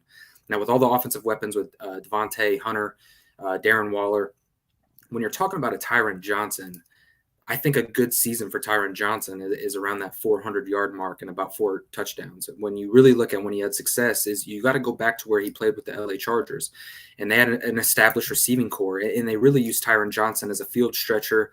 And when he's going to these other teams, he's asked to be more of the guy due to injury, and I don't think that's where he thrives. I don't think his talent level is at that point.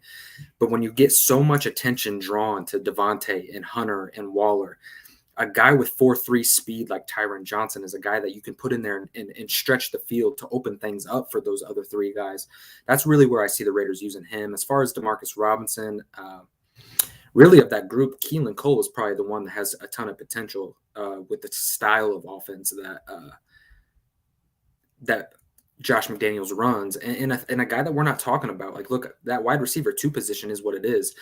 But even a guy like Foster Moreau, I mean, you're going to move some guys around. You're going to bring Devontae in the slot. You can kick Waller out wide.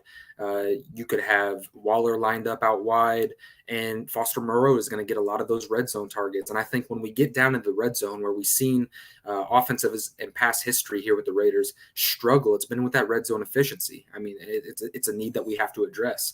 And I think with all the talent on paper, when you spread these defenses out a little bit and have to make them cover your weapons, a guy like Foster Moreau is a guy that I really see emerging this season for Josh McDaniels. I think Josh McDaniels loves this type of guy, a really good run blocker, and a guy with really solid hands who really offers you a weapon in the red zone. How do you feel about the red zone situation going into this year? And do you think that Josh McDaniels can really improve on what has been done in recent years?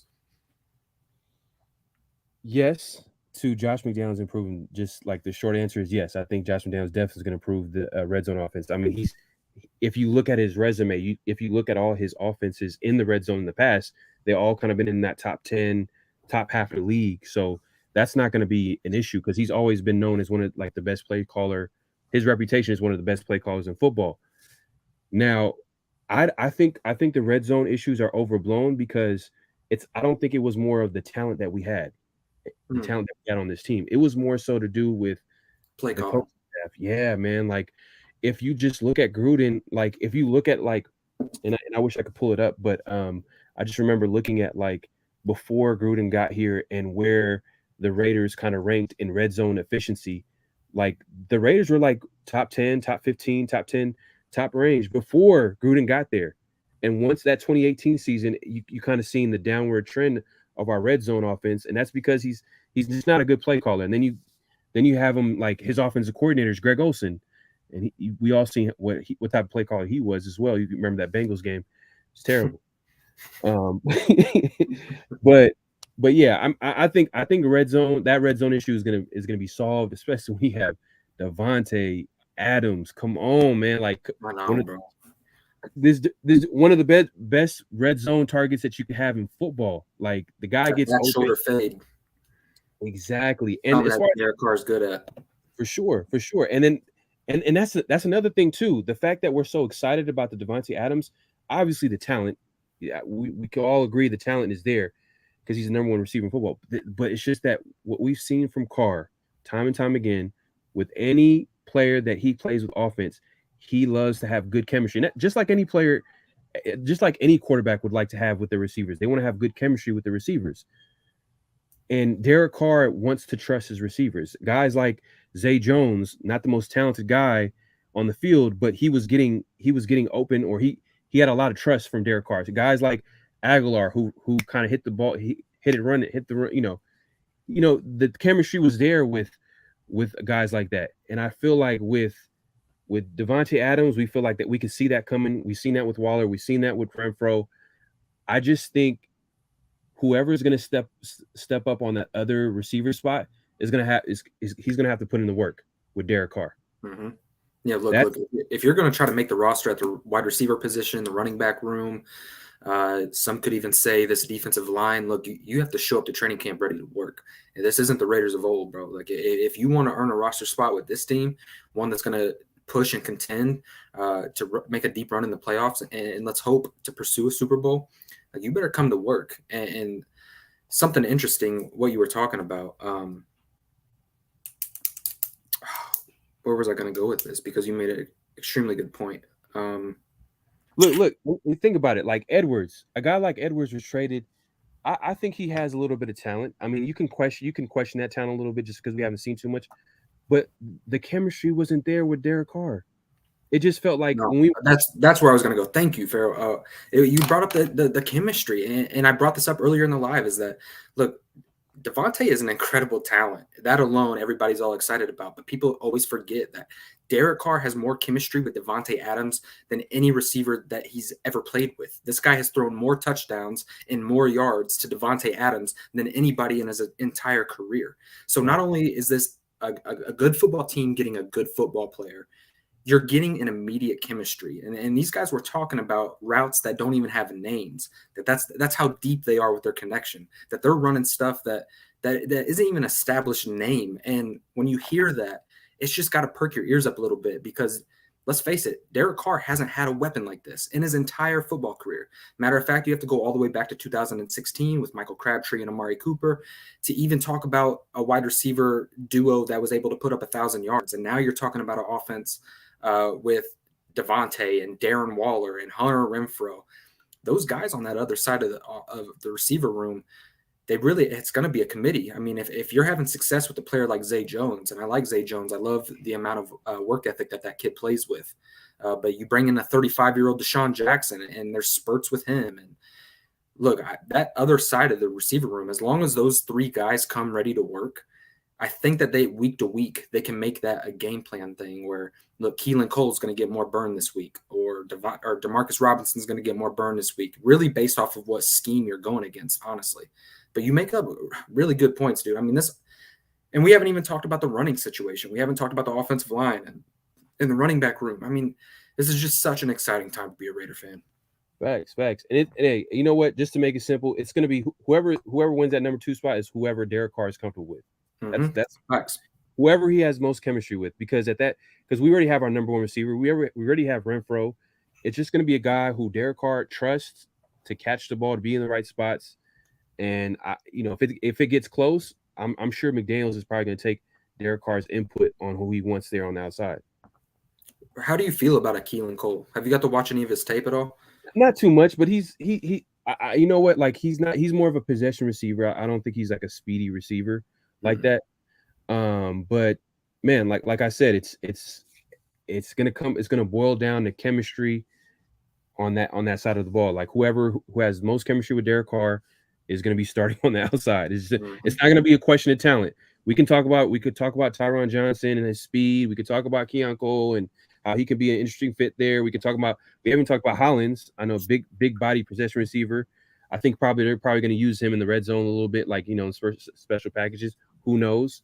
But I just feel like, it just makes sense to put someone where that Derek Carr trusts. That's what works with Derek Carr. If you put players around him that he trusts, that has good chemistry with, it never fails. Like, we've seen it time and time again. Obviously, we see that with Renfro. We see that with Waller. In the past, we've seen it with Michael Crabtree. We've seen it with Jared Cook. We've seen it with Aguilar, but in just spurts. But imagine if you put like a whole collection of receivers around Derek Carr that he trusts, good route runners, and that's what makes this season so exciting. It's like, oh my God, we all know what Renfro can do with Derek Carr. We know what Waller can do with Derek Carr. And then Devontae Adams, his best friend, college receiver, he's going to be throwing it to him like Yeah, he's no going to be throwing kidding, bro. he's going to be breaking right. Ah, man, I don't want to say too much, but like I know. I have to reserve myself too, bro. It's hard. man, but yeah, No, but yeah, like, dude, like, really, we've seen Derek Carr is that type of quarterback that you come here and you want to get a bag a little bit. We've seen that with Nelson Aguilar. We've seen that with Zay Jones. He goes and earns a $10 million a deal with the Jaguars. And it's like, look, if somebody is willing, because look, you're not asked to do that much. When you got a Devontae who's going to get over 100 targets, you got Darren Waller, Hunter, those guys are going to get majority of those reps. So if you're really trying to flash some game tape and you're really wanting to earn a contract, all these dudes are in on 1-year deals. So who's going to emerge as that Nelson Aguilar type of guy who just showed up to work and is taking advantage of lining up on that fourth DB, a guy who can really just step up in big moments. And I think that's what you're going to see out of at least one of those guys. Yeah. But I wanted to ask you, how do you feel about this whole Ndamukong Suh situation? Is this somebody that you're interested in going and getting? Give me your opinion on kind of like the salary cap. And are you – look, I kind of view it this way, bro. It's like if we have the money – I already know Waller and Renfro, they're going to be a Raider. I'm honestly, my personal opinion, I'm not too worried about that. I want us to give Waller a little bit more money. I know he signed a contract. The only reason why I want to give him more money is because we actually have it. You know what I mean? And Hunter Renfro, I believe he's on that Derek Carr type of vibes. I think those two want to play together for their career. I'm not worried about Hunter Renfro. I think Hunter Renfro will continue to be a Raider, and that doesn't have to – those talks don't really necessarily have to happen immediately. So how do you feel about having the type of cap space that the Raiders have and being in a position to be a good football team and going and getting a good football player? I think they should definitely look into that because at the end of the day, what they're doing with the D tackle position, they're just throwing a lot of talent there and trying to see who the best player, rises from that crop of talent of D tackle. Kind of similar to what they did last year. With all those D tackles they kind of got in free agency, obviously a lot of those D tackles are gone because they were Gus Bradley guys, probably not good fits for this system. But they're carrying on that same philosophy by getting all these D tackles that fit kind of like the Patrick Graham system and trying to see who fits. I like that they drafted some D tackles, that they can develop, which is a good move. It was smart. Adding a guy like Suh kind of like solidifies that D tackle room because you just know that he's a proven veteran, probably not the same player that he was once before, but you can at least have that proven, like just looking at his last few years, he's a legit guy in that middle. I just don't know what's his asking price is. That's the issue, and this kind of goes back to my previous point about how Dave Z, he's gonna win every deal. Mm-hmm. Every deal, it just what we've seen, even the Max Crosby deal, crazy. It's crazy, bro. Crazy. He started off with the Max Crosby deal, and I was like, what the hell? Like, this dude is obviously one of the best players at his position, and he's an ascending player. He's only going to get even better. But to get him on that type of contract, I don't know if it's because they're in Vegas and they're using the no state tax to their advantage. Oh, I'm sure. Yeah, probably. But I just feel like Dave Z, all his contracts it's just been skewed towards the Raiders as far as like winning the deal. Like if for whatever reason, if they were to get out of it, or I just feel like the Raiders would be winning. And I think that with Suh, that's probably what the deal is because the asking price is probably a little too high, or they're trying to wait until they sign guys like Renfro and I'm surprised Waller is it looks like he's gonna get signed too as well, like from some reports that I've seen. And I didn't think that was gonna happen. I thought he was probably gonna be odd man out. That just because we've been giving out money left and right, and Waller probably wanted some crazy contract. But if we can sign Waller, I mean the Raiders are committed to winning right now, and I love it. Look, if they can get him on that 3 years, I know he's on contract for the next 2. So really, you're honestly only looking for a 1-year extension, bro, to really capitalize on that 3-year Super Bowl window that I think we're in. And I think we're building a team that can compete longer than the 3 seasons. But really, with the types of moves and the aggressiveness that we've been making, this is a team that's got this 3 to 4 year window where they're like, look, we're going to go compete for it. And we see that with successful football teams. We see the Rams do it. They're not afraid to be aggressive. They're not afraid to take assets and go get a good football player. And I think that's what the Raiders should do. And I think that's what Dave Ziegler has been showing, is that he's not afraid to be aggressive. And if there's someone good out out on the market, they're not afraid to go get him. I mean, they've shown that. So talk about an Ndamukong Suh and bringing that guy in, and a Bilal Nichols. And then you start talking about guys they drafted like Neil Farrell, Matthew Butler. You got guys like Jonathan Hankins on the roster. And the reason why I want that Ndamukong Suh deal to come by, and look, you said Dave Ziegler wins every single deal, and I couldn't agree more. So I do believe that if we do land him, it's probably going to be an incentive-heavy deal. It's going to have to do a lot of playing time, and whether like Pro Bowl incentives and sack incentives, all these things, right? Right. Well, you start building this front seven. Now you're starting to talk about a Chandler Jones, a Max Crosby, a Bilal Nichols, an Ndamukong Suh, a Malcolm Kuntz. You're talking about a linebacker room of a Pro Bowl linebacker, Denzel Perryman. You got Divine Diablo, Jayon Brown, Kenny Young. You're building a front seven that's really going to benefit this back half of the defense. And this back half of the defense, let's face it, these are a lot of new faces. And they're learning a new scheme. They're learning a new system. And the defensive back room and Patrick Graham's defense is asked to do a lot. They're asked to know a lot. They're asked to be interchangeable and do a lot of complex things. And I think the smart thing for this Las Vegas Raiders organization to do is to build up that front seven as strong as possible, because it does nothing but benefit the back half of that defense. So when you're talking about the defensive lineup that we were just naming off, you're talking about one of the better fronts in all of football. I mean, maybe you could talk about the Buccaneers maybe being up there comparable. But look, that's a player that just came from the Bucs. It's kind of like a similar situation. They're just loading up that front seven, and the only people to benefit from that is this back half young secondary. So, me personally, dude, if we got the money, I'm not worried about it. I say this all the time. Like, it's not our money. And if we're in the opportunity to go and win now, I don't think that Dave Ziegler has shied away. And it's going to be a one-year deal with Ndamukong Suh. So next year, we don't have to worry about the whole cap situation. So if we can afford him, why not go get the guy? Yeah. Yeah. No, we're if you guys haven't noticed, we're trying to win now. Yeah. We're not trying to win like 5 years from now. We're trying to win now. All these contracts, all these big contracts, these are all players in their prime, and veterans. They all know what the deal is here. They're coming to play for the Raiders because they're all on the same page as far as they want to win now. They want to win now, and getting a guy like Sub makes sense. It makes a whole lot of sense. I just think that however long it's taking is because I think it's more of a contract issue. Yep. Whatever is happening behind the scenes with Dave Z, maybe he's waiting on a Renfro contract or whatever. He's waiting for something. And just best believe, I think Dave Z's earned a little bit of trust just based off like what he's done this offseason as far as getting all these good contracts with these players. I think that's probably what the deal is with Sub, because it just makes a whole lot of sense. It just makes sense for him to come to the Raiders. And the fact that, like, honestly, we can live with role players in the inside just because you have two dominant guys on the outside, the Max Crosby and Chandler Jones. And guess what? You know, we were excited with the other guy last year. I don't know. I can't think of his name. He went to the Colts. No. Speed rusher, DN that went to the Colts in a trade for Yannick Ngakoue. Yeah, you know, we were excited about that combination, but Chandler Jones is an upgrade. Yeah, he's an upgrade. Huge upgrade. Huge upgrade. You know, in respect to him, he did his thing with us. I mean, you know, people can argue that he might have took some plays off. He wasn't, you know, but I just think that he probably wasn't 100% healthy. You know, I felt like he was a good guy in the locker room, but I just feel like with Jones, Max Crosby, guess what's so great about Max Crosby is he's getting better.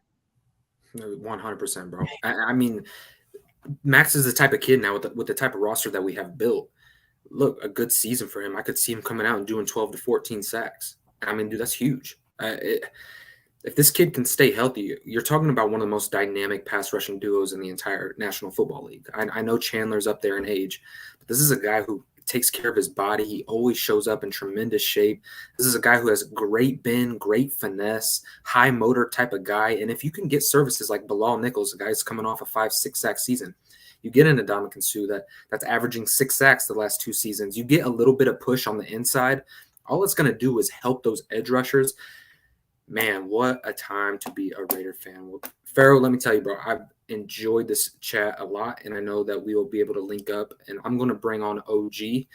He's been waiting patiently in the back room, and I know Jack was waiting. He's not there right now. I'm going to bring him in, and you're more than welcome to stay around and talk, brother. It's all good, man. Yeah, so I'm gonna bring him in as well, and look, if you're open to it, we can link up in the future and we can do a show and talk all things Raiders. Oh yeah, 100%. We can do that. We can do that. Bring OG on, man. Awesome, awesome. OG, What the hell? How what's you good, doing, brother? Hey, man, remember when I said you had a lot of people, subscribers, and people in the chat room saying you need to link up with Pharaoh? And I said, Guy, you reach him in IG. Remember? Mm-hmm. You two would put together the most in-depth, best damn content in Raiders football talk on YouTube. I you and Appreciate I that. started off together, but I knew you needed to link up with this guy. Okay.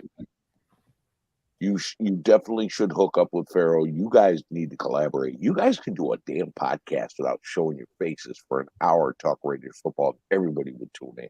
Okay. Seriously. You guys go in depth and really talk about every part of it.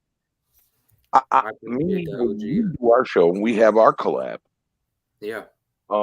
I'm comedy relief, just an old bastard talking SH.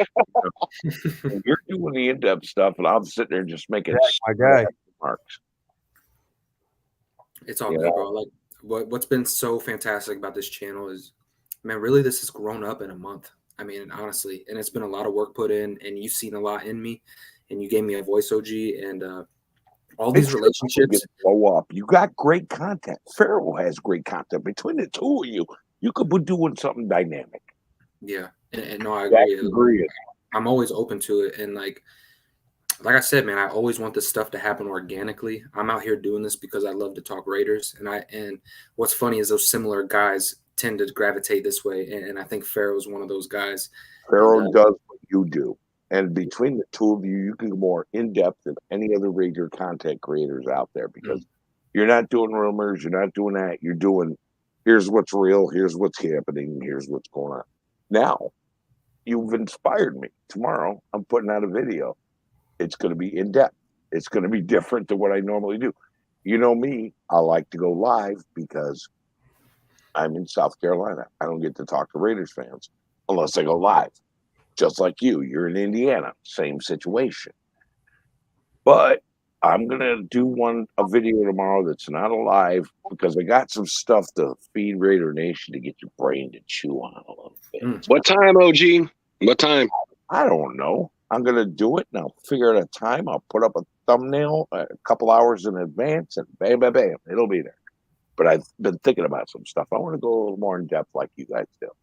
I'm going to jump in. Raiders Ray, thank you for bringing me on. I love you, brother. And Pharaoh, my like-minded brother. I met Pharaoh, just in chats. We've just been hanging out in chats, and we have like the same opinion on pretty much everything. Pharaoh, and thank you for bringing me on your channel and making me a mod. So I appreciate you, brother. I think I was probably your first mod. Real quick, can you guys run me through how to do that real quick? I will. Look, I'll set up. Do you have Zoom? How do you make a mod? Yeah. You have Zoom, Ray? You just go on YouTube. Just go to YouTube and go to the live on YouTube. That's Aaron on YouTube, and then go into the chat. And there should be like 3 dots. Click on the 3 dots, and then you can it'll give you an option to make people mods. Bet. Say no more. Y'all take it away. Make me a mod. In case if you guys do a show live, brother. Mod. Thank you. I can't mod on our show, but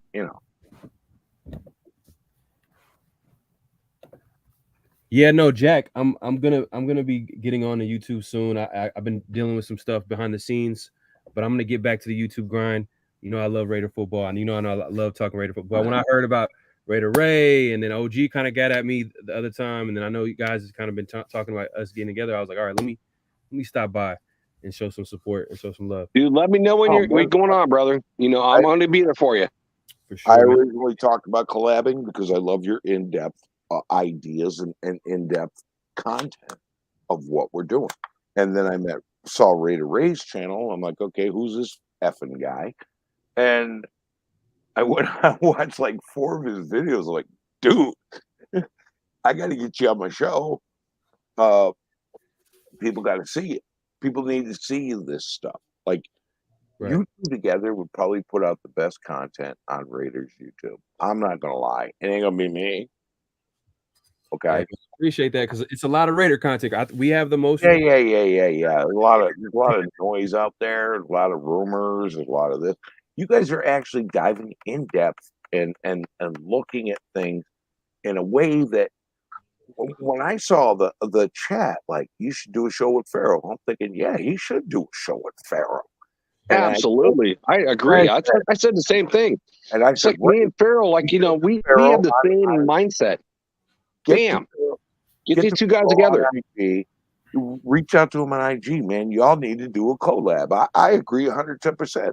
Quite frankly, you two would be the best content creator shows that are delving into deep dive, real in-depth comments and commentary and content. And look, man, Raider Ray and you, this is my hobby. You guys are freaking really, really good. Like, really enjoyable to listen to. I sat on hold for over a half hour. It was supposed to be 15 minutes, but a half hour, I'm sitting there going, good idea. Oh, hell yeah. That's fun. You know what's cool? Okay, for my boys here, Raider Ray and Farrell, I love you guys, man. You know, it's like I've watched you guys growing up, and it's like you guys can agree, but if you disagree, you have smart comments. It's kind of like, you know, Raid. You have smart comments of why you disagree with it, so it makes us smart. So it makes Raider Nation even smarter. It's like intelligent conversation. That's what the nation needs. It's like you two guys together is phenomenal. My God, I've been asking this for a while on OG shows. Like, I want you guys to go together and do a show together and put it out there. Do it. You guys together are going to be the Raiders offense. They're unstoppable. I just want to put this out there because it's also not even about agreeing. It's just about articulating your point and be able to go back and forth. Exactly. You know what I mean? Oh, here he goes using them damn big words again. Go ahead. No, OG. I agree with what Farrell says, like 99% of the time. Like, that's how we met, like, is in the chats of other Raider shows of, like, you know, agreeing and disagreeing on, like, you know, people's chats of what's going on with the Raiders. Farrell and I, like, we're like two peas in a pod. It's like, I agree with what he says. So, and Raider Ray is the same way. I agree with what he says. So this would be a great show to put on, like. Yeah, so you guys are putting out intelligent content. Me, I'm just a stoned, crazy drunk uncle at the family reunion, and I just put out my feelings. I usually don't have real content unless I'm doing an interview. And I've done interviews, and that's when I come with content. Tomorrow, I'm actually going to do a video. It's not a live, that I'm going to put out some actual genuine content, and I'm kind of proud of myself. Is that the norm? Hell no. Yeah, try it out, man. Try it out. Keep No. That's not my norm. That's not my thing. I like doing lives and just shooting a S with people, okay? But you guys are both in-depth analysts. You two could probably have the best content on Raiders YouTube. And I told Ray, get a hold of him on IG, man, because I'm telling you, you two would be able to put out some really great stuff. You guys can collab. Now, I'm going to continue to collab with him where he's putting out content and I'm being an ass, you know, a jackass. That's, you know, that's how I rock. That's my motive. Call it the Jackass Show? No. I'm getting an IG this week. I should have my IG by Tuesday. So, yeah, I mean, I'm going to definitely link up with Pharaoh. I think even if we do see things a little bit different, but I honestly think we see a lot of things eye to eye. And really, it's just talking about this roster and actually looking at it hypothetically and looking at it from more than just one way. And more than one way. Yeah, more than one way that we could attack it. You know what I mean? Like, put yourself in that GM role. Put yourself in the head coach role. What are they seeing? I mean, a lot of people, man, they go based off of feelings and narratives, and it's like there's a lot more to this game than that. And it's kind of like the aspect I like to bring. I like to kind of sink my teeth into this roster a little bit, and I think Pharaoh's the same way.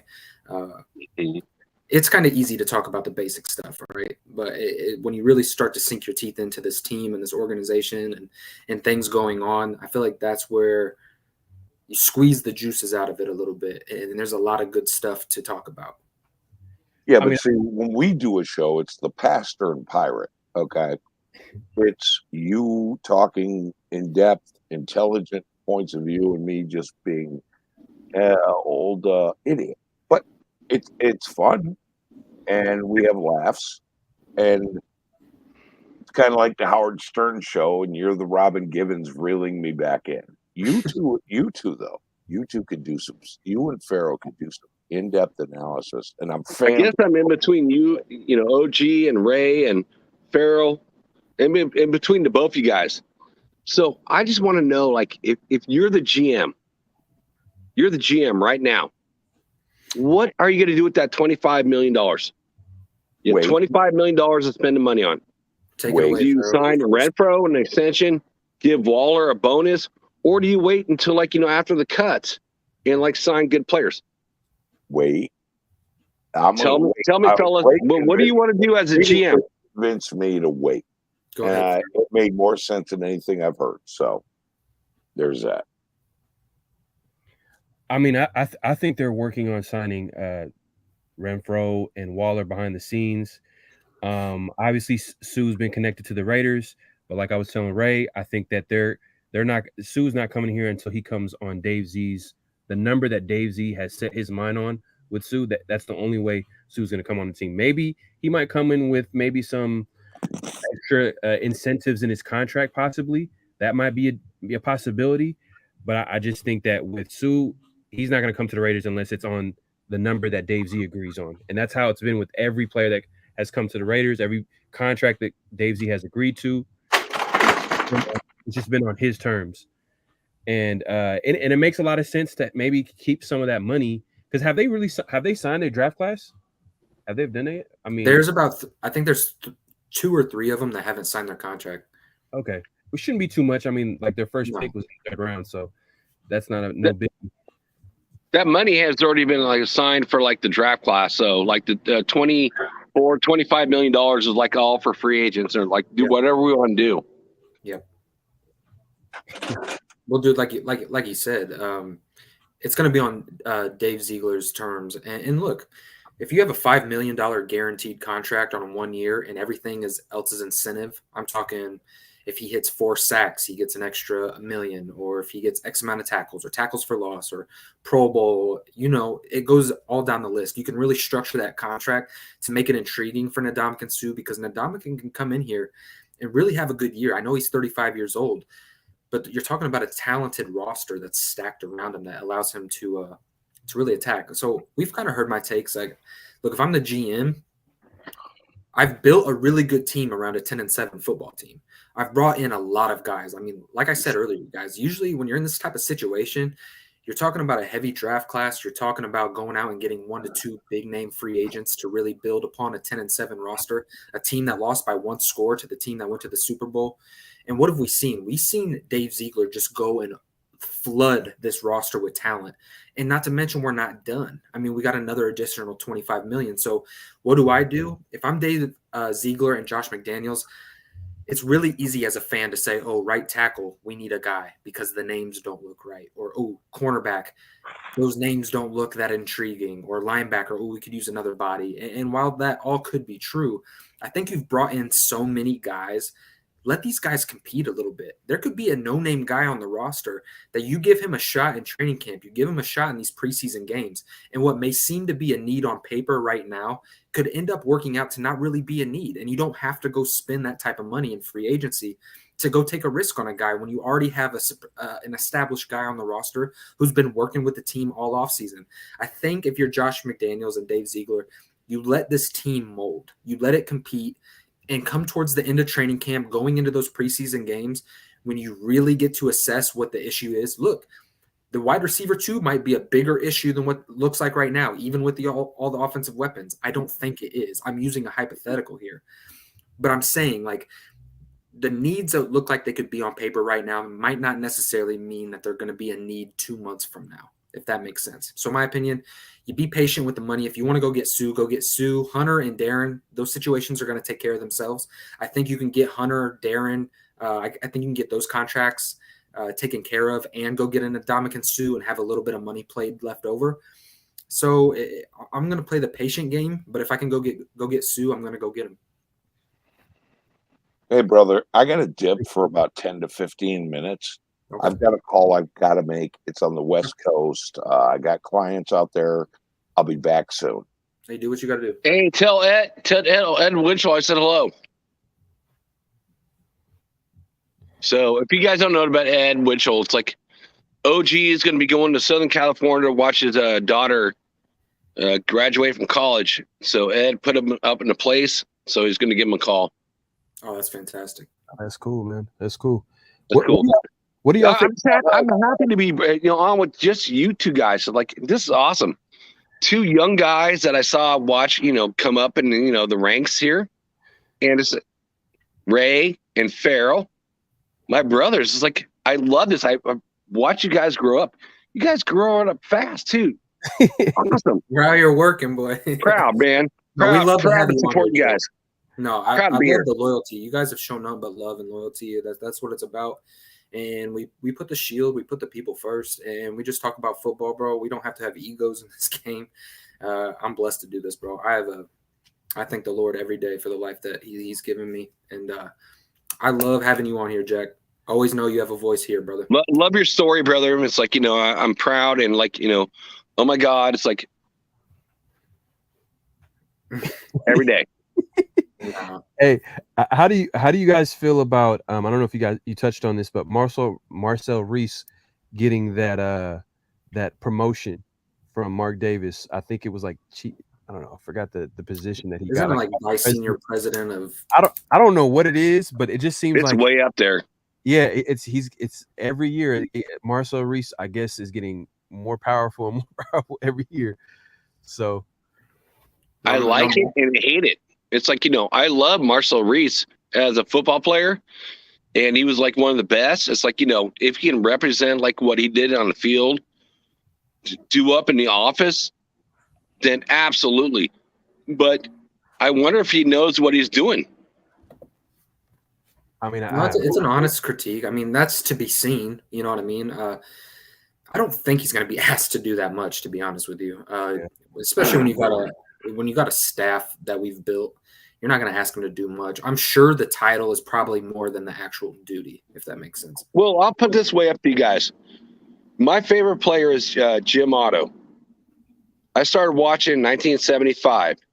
Jim Otto retired in 1974. And I grew up as a kid, 5 years old, afterwards, watching Jim Otto in the booth with Al Davis, sit with him. So it's like, is it really any different than Mark Reese? Like Marcel Reese, like being up there with him.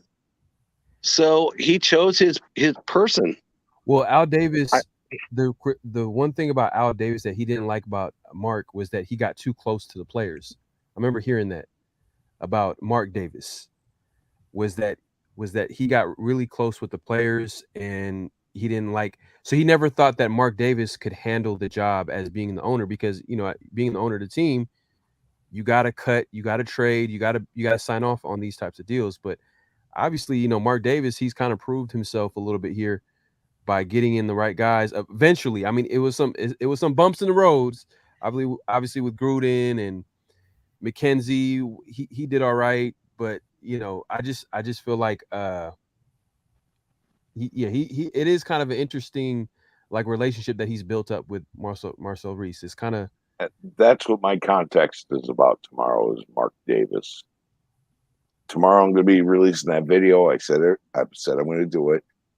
Interesting things going on, and I'm going to give Raider Nation, everybody's brain, something to chew on. But a little context about Mark, and I can't reveal anything till tomorrow. But I'm going to leave it there. But dude, I see the point you're about to make, and you're absolutely 110% right as usual. I think it's kind of cool though. It's like, if Otto was like, Al's person, And Marcel Reese is like, Mark Davis's person. I like it. I just wish Mark Davis had some kids to lead this team to. Like, Yeah, I always wondered, like in the years on past, like not this season, next season, the year after next, where's this team going to go? It's like with no inherent player or person.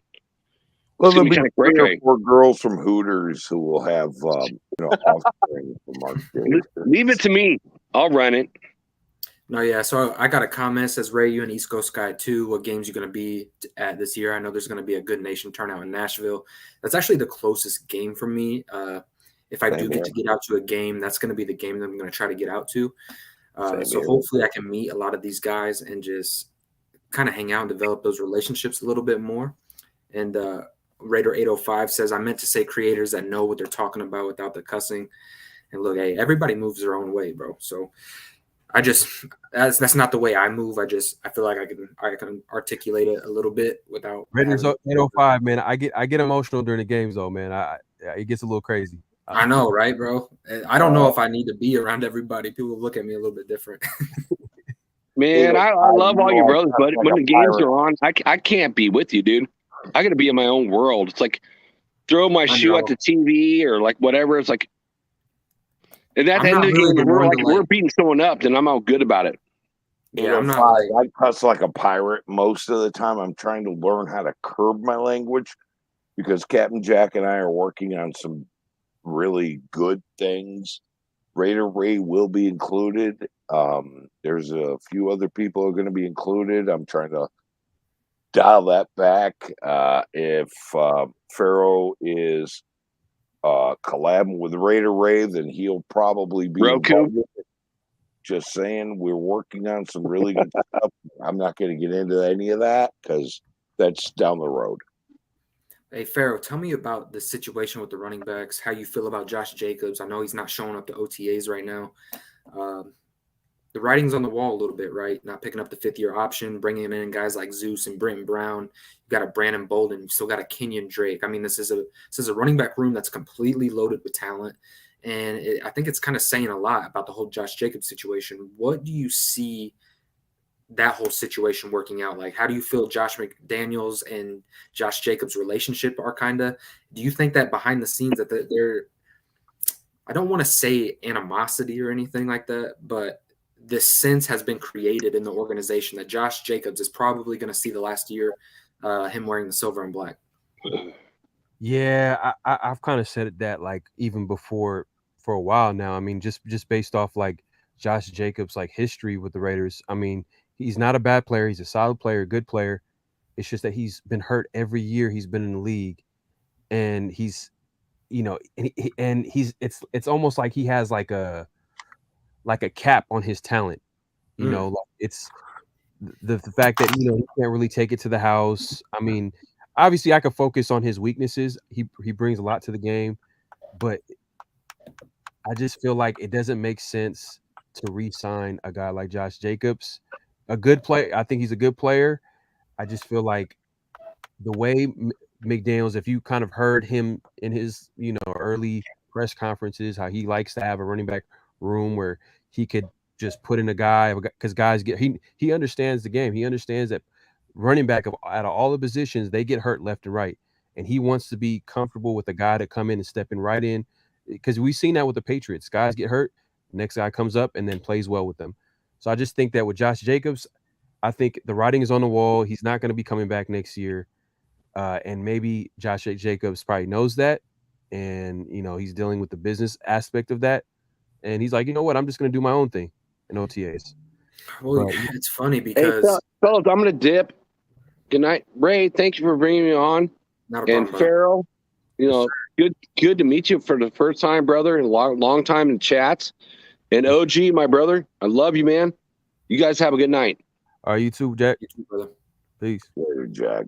So to kind of talk about this with Josh Jacobs, I think his agent is going, don't go to OTAs, don't risk injury.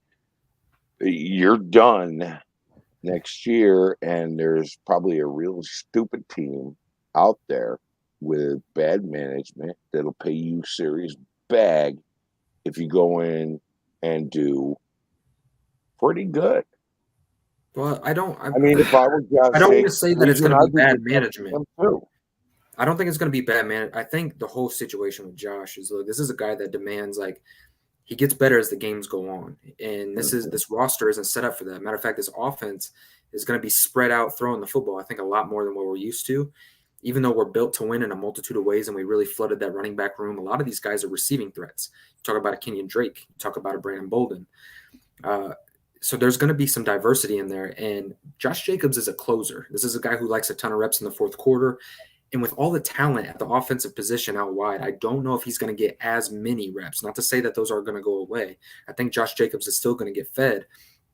However, I don't see with the amount of flux and the amount of rotation that this running back room is going to see if it's going to benefit Josh Jacobs' playing style. On top of that, I have a little bit of buyers beware with Josh Jacobs. He comes out and explodes onto the scene in his rookie year, posts like those 1,100, almost 1,200 yards. And he's talked about as this next great running back in the National Football League. Well, then he goes back-to-back years of not being able to stay healthy, not really putting in the type of season that we've seen his rookie year. And now you're going into a contract year. And how many times do we see this around the league where these players have it explode onto the scene their rookie year? They do all right in between those middle years. And on that contract year, they really kind of explode onto the scene and go get a bag. Now, I don't think a team is foolish if they go out and pay Josh Jacobs, because a lot of these teams might be on a rookie deal with the quarterback. So they can afford to go and pay a running back and to be that bell cow that I think Josh Jacobs is. I think he's a guy that's going to have to get over 20 attempts a game to kind of get better as the game goes on. And like Pharaoh said, he's a type of guy that his skill is, that's a great way of putting it, his skill is like almost capped. The breakaway speed, the creating dynamic game-changing plays, we just haven't necessarily seen it. And I think that that's a position that we don't have to allocate that much money to, and you can continue attacking. I mean, look at what the Patriots did with Ramondre Stevenson, I believe a 5th-round pick last year. And the guy comes in and explodes onto the scene in the red zone. I think Josh will have a really good year in the red zone, but the writing's on the wall a little bit with this guy.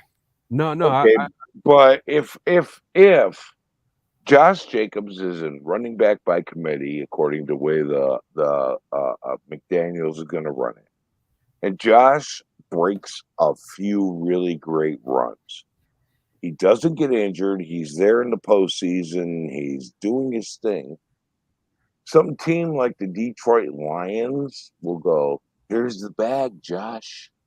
And the Raiders go, we can get another running back. No, and the thing about Josh Jacobs, to be honest with you, I think that he fits a running back by committee, just with his play style. Because he's such a physical runner. He loves the contact. It doesn't make sense. Like he's proven that he's not that guy that can take that many carries and come out healthy at the end.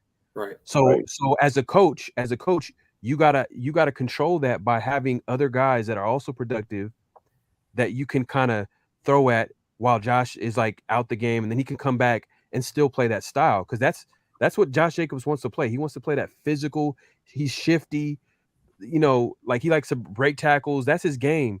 So knowing that that's his game, I feel like the running back by committee is the perfect situation, whether it's with us or another team. But I think that he needs to go to a team that has another guy that has it. And not to say that he won't start. It's just more of like in today's NFL, like I think that's where the NFL is heading. It's going to be running back by committee, guys that are going to come in on third down, guy that's going to do this and that, you know what I mean? That have different roles, kind of like what we're doing right now with our team. We got so many running backs. It's just like, it just makes sense. Well, yeah, with all these weapons. What if he ends up in Detroit or Tennessee even, right? Now, Tennessee's got 2 good running backs, right? Oh, we're getting Josh Jacobs. Oh, don't think that city won't lose their mind and fatten him with bag.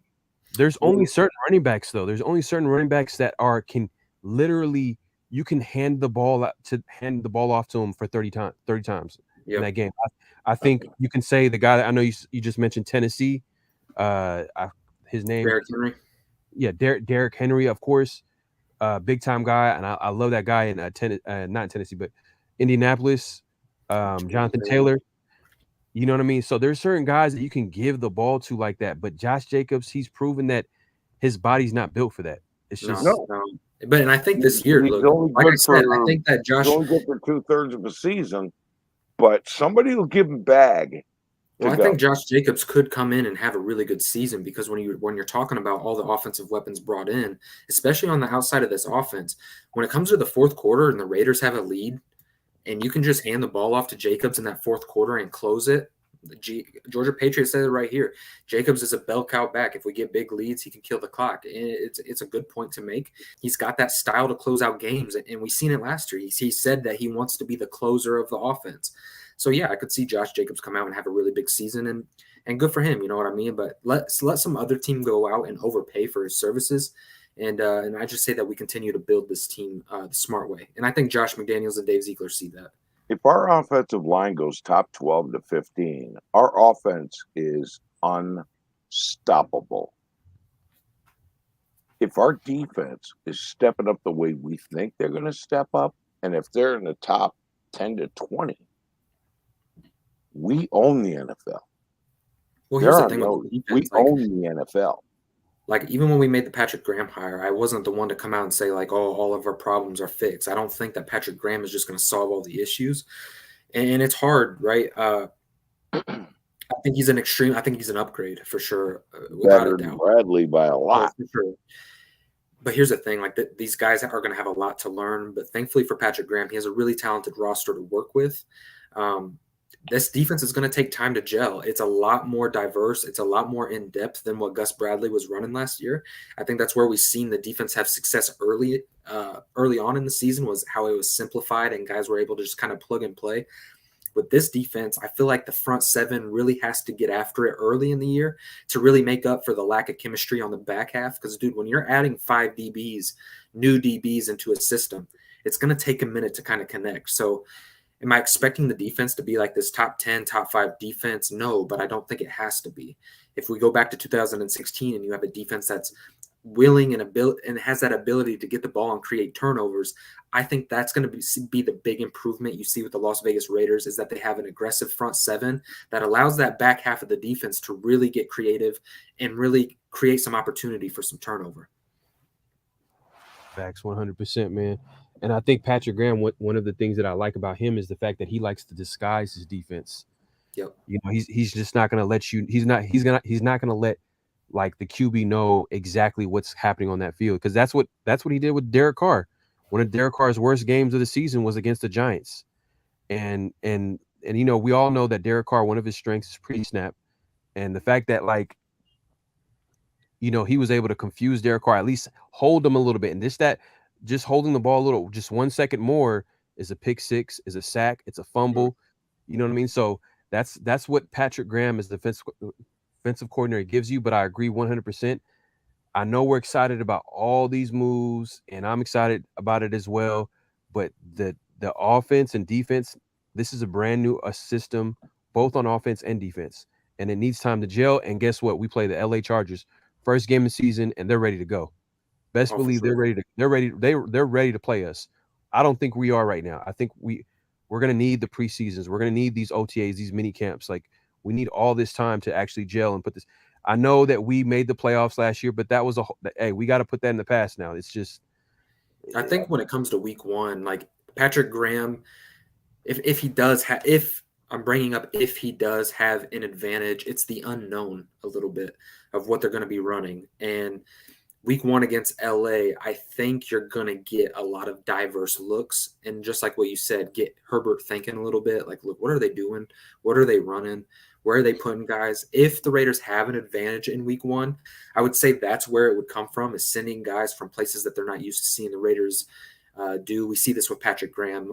We talked about it a little bit earlier. He really disguises coverages. He really puts guys, you think they're running one formation, you get a safety drop, a corner comes and covers a guy. I mean, he's very multiple when it comes to that back end of the defense. And I agree. The Raiders week one showdown is going to be tough. I think it's going to be a high scoring matchup. I think probably it's going to come down to whoever has the ball last. It's going to be one of those type of games week one, because look, this stuff doesn't just happen overnight. There's a lot of gelling that has to happen. I think the offense is better positioned than the defensive side of the ball. But look, this is going to be a team that's really learning on the fly. And like Pharaoh said, this is a team that's really going to need OTAs, minicamp, training camp, every preseason snap. Well, if their coach goes for it on 4th and 10 on their own 30, no, I get it. Own them guys. And at the end of the season, when Khalil Mack and Bosa are both on IR, we'll own them again. Dude, if we beat them the first game, I'm changing it from 12-5 to 13-4. If we beat Kansas City and Arrowhead, I'm changing it to 14-3. If we beat the Broncos in Mile High, we're 15-2. And if we beat the Lambs in our home stadium in LA, we're undefeated. Point blank, period. You're very optimistic, OG. You're very optimistic. Stop us. You can't stop us. You can't stop our offense, and our defense is eating you for lunch. We are going to dominate like we did back in the day. Remember I said dynasty? That's where we're headed. And I don't care who else in the NFL we got to play. Okay? The number one team in the AFC West will win the Super Bowl. This is the damn toughest division there is. And if someone can dominate it like we can, get out of my way, boy. I'm going to eat you for lunch. Pobre ti, Chico. You are to be feasted on in the Super Bowl. And I would love it to be the Succaneers. We could even with Tom Brady and the Bucks. Oh, that would be beautiful. The question is, though, is that dynasty this year? Does it dominant destruction of that team in the Super Bowl. It really doesn't connect your dynasty is here, baby, and you can't stop us. But does it connect year one? That's where I'm at. I feel like this roster is set. Like, I mean, it could be anywhere from an 11-6 being a floor to, I got us at about 12-5, 13-4, probably around that range. There's going to be some games. Look, we see it all the time in the National Football League. It's very rare that we stay healthy for a whole entire season. And if we lose Devontae for 3 games, or we lose Waller for 4 games and force other players to stand up, or we lose a Max Crosby or a Chandler Jones, I'm just trying to be optimistic. You're talking about us losing all our best players. No, and he makes a valid point. It's just that all the good teams, the one thing they have in common is obviously they're talented, and when they get to the Super Bowl, it takes a little bit of luck too as well. But also the fact that they have a lot of depth. So even if a player goes down, another guy can come back, not as good, but still can hold his own, and still the train keep going. So, how often does Max Crosby or Chandler Jones get injured? That's the thing. I'm not saying. I'm just saying hypothetically, like defense what wins championships. And I'm going to leave it at that, because guess what? If Darren Waller goes down, there's Foster Moreau. If Hunter Renfrow goes down, we've got a room of dude. I am not worried about this season. I'm going to tell you right now. You know what? Hey, Ray, I know you I wanted to touch on this because we were just talking about football and it was the first time talking to each other. And I know you brought up Foster Moreau. This is a guy that I was kind of disappointed in last year. Yeah. Because when Waller went down and Moreau had his time to shine, especially with, the rug situation, there wasn't a lot of healthy targets that Derek Carr can throw to. And a guy like Moreau, the guy that a lot of players going into the season were hyping up as the guy to have a big season, he kind of disappointed last year. He wasn't as good as the players and everybody was advertising as. You know what I mean? I just didn't think he was as good as I thought he was. I don't know if he ever recovered from that injury that he had his rookie year, his ACL. He played well his rookie year, and then ever since then, he hasn't been that same player. And I just feel like, I don't know. Do you think that with McDaniels, so be a better player, a more productive player. I know OG just said, oh, well, if Waller goes down, I think Moreau is going to step up and play. I don't know if that's No, yeah, look, I agree with you because he had his opportunity last year, right, to kind of separate. And there was moments. He had his moments. I remember in that Week 17 game against the Chargers, early in that football game, he took the dump off and took it down into the red zone. Raiders weren't able to capitalize on it. Foster Moreau in this offense is someone that I'm going to keep my eye on. I have a video coming out about it just based off of watching film. Look, when you've got a Devontae, a Hunter, a Darren Waller, this is me speaking if this team stays healthy, and we're lined up down in the red zone, and you flex Darren Waller out wide, you have Devontae Adams out wide, you've got Hunter Renfrow down in the slot, you're really limiting the depth of defenses of who they're able to target with Foster Moreau. And if Foster Moreau has a strength, Pharaoh, I think it's the big body target that he can be in the red zone. So necessarily I don't see his yards being something to gawk about, but I see him being a red zone target that I could see his statistics increase in that aspect, if you get what I'm saying. I think when it comes down to matchups, Foster Moreau is a good blocker. This is a guy that Josh McDaniels is going to like in the run game. And Foster Moreau, what he's going to do is where he's not going to make up with all the targets and all the receptions and yards, he's going to allow you to be creative with Darren Waller. He's going to allow you to line up Darren Waller in the slot and plug in Foster Moreau. You're going to be able to do a few different things with Foster Moreau.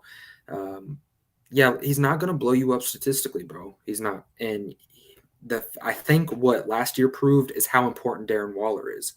You made a good point of when Waller went down and Foster was given a shot, it was different. And I think that's to say how good Darren Waller really is. I think Foster Moreau's a good tight end, but the amount of gap of separation of talent is pretty evident. But yeah, dude, to address your question, I think the red zone efficiency, I think Foster Moreau is going to offer a lot when it comes to red zone. As a role player, okay. But if they're trying to count on him as a starter, as a guy that can be productive. But you know what? I'm going to give him the benefit of the doubt. I'm going to give a lot of players on offense the benefit of the doubt because the coaching staff did hold this team back just a little bit. It held back Derek Carr. It held back the O-line. It held back a lot of players on offense. When you don't have good coaching, the players are going to look worse than they really are. You know what I mean? And I think that we can all agree that guys like Darren Waller, Renfrow, Derek Carr, you know what I mean? There's certain players on offense on this team, just generally speaking, that are good players. But if you don't have that coaching, they're not going to be looking as good. So that's what makes this season so. And I know I feel you, OG. I get what you're trying to say as far as this. Man, we're going to go 14-3. We're going to win all these games is because that this coaching staff. No, I didn't say we're definitely going to do that. I just, if we do certain things, I will. I'm sorry, bro. I got old man bladder. I'll be right back. It's all good. But I was just saying that, man, I kind of I understand the excitement in feeling that we can win a lot of games is because we have the coaching staff to go along with the talent that we have on this team. So now we're thinking about the possibilities. And now we're thinking about, you know what? We played the Chiefs. I don't feel like we're going to be outcoached. Right. I feel like that's the big thing, Pharaoh. I think a lot of people don't address it. Everybody's always so quick to look at the roster on the talent. And yes, of course that matters. That's an important part of every organization in the National Football League, but it's the coaching staff. And I have to be realistic that, look, these guys are coming into their first year as well. And now the moves that they've made as a first-year regime have been absolutely remarkable. But does that translate over into their coaching? That's yet to be seen, right? We don't necessarily know until we get into those games and see. So I have to be optimistic, but at the same time, I'm realistic. And I'm going to let Josh McDaniels earn that spot because let's face it, we haven't played a down of meaningful football yet. So we don't know what we have in Josh McDaniels yet. Now, do I think that he can be a really good coach? Of course I do. I think the second shot is going to be really good for him. Do I think Patrick Graham can come in and create a very competitive defense? I do. But a lot is yet to be seen, and I'm not quick, and I'm sure you probably fall under the same category. I'm not quick to just write the Raiders in as look, we're destined and guaranteed to go to the Super Bowl. I like to let these coaches and players go out here and prove it a little bit. Right. No, I'm with you 100%. I just think the coaching staff, for me to be excited about the coaching staff, then obviously the talent on the team, it just adds a different. It's just different this year. It feels different. The only thing that I'm kind of concerned about is obviously, like I said, the competition that we got to face every week. It seems like in the AFC and obviously our division. It just feels like we have a chance this year. My thing is that how fast can we gel with this new systems coming in? Because at the end of the day, like we gotta think about, like, Derek Carr was in Gruden's offense for like what 4 or 5 years. Mm-hmm. Defense, obviously, they were transitioning last year. They're gonna have to transition again this year. So it's gonna be. We've seen how, like, okay, obviously with Gus Bradley, it being like a simplified defense, I felt like helped them a little bit as far as transitioning so quickly last year. But this year, I think, like you said, with Patrick Graham, we got to see, because it's going to be a little more complicated. They're probably going to be doing a little bit more than what Gus Bradley did last year. So it's probably going to take a little bit more. But we'll see, man. We'll see, man. It's a lot to be excited about. And you got to let this coaching staff make mistakes, bro. I mean, the league finds a way to kind of balance out the talent. And I mean, I don't care how stacked these teams start to get.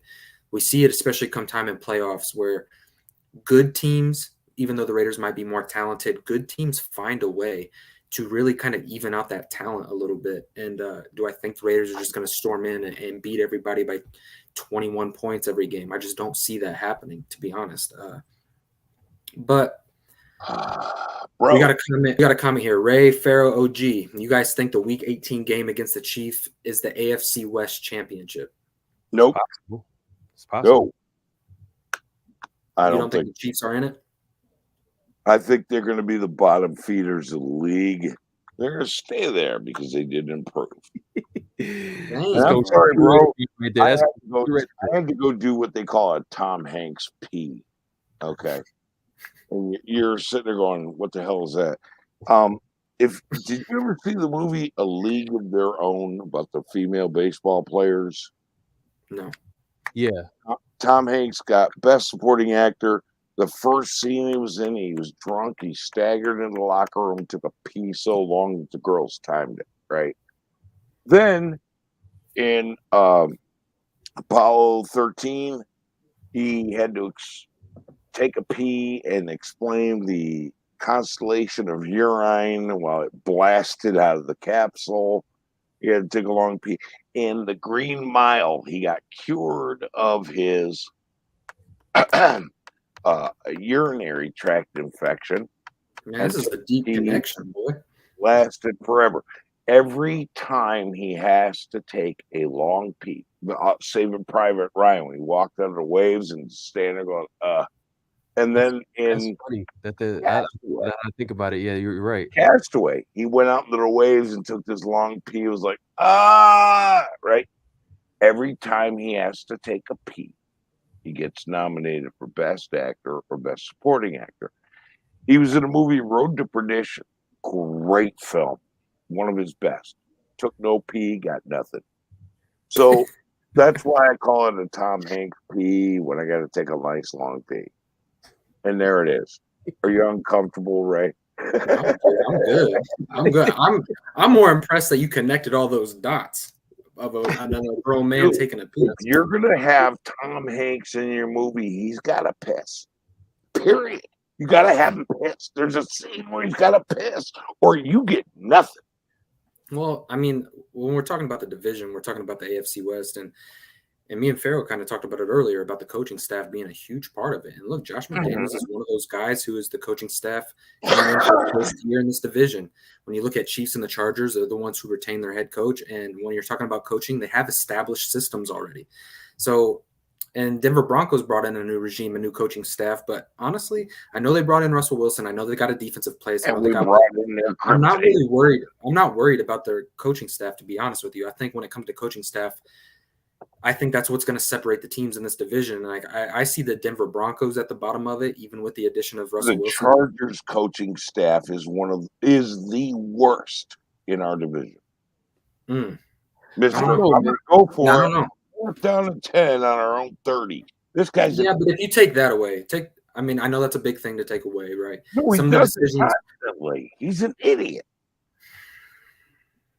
Yeah, I mean, he lost the game for him. I mean, they could have sent that game into overtime and punched a ticket into the playoffs. Like, I get it.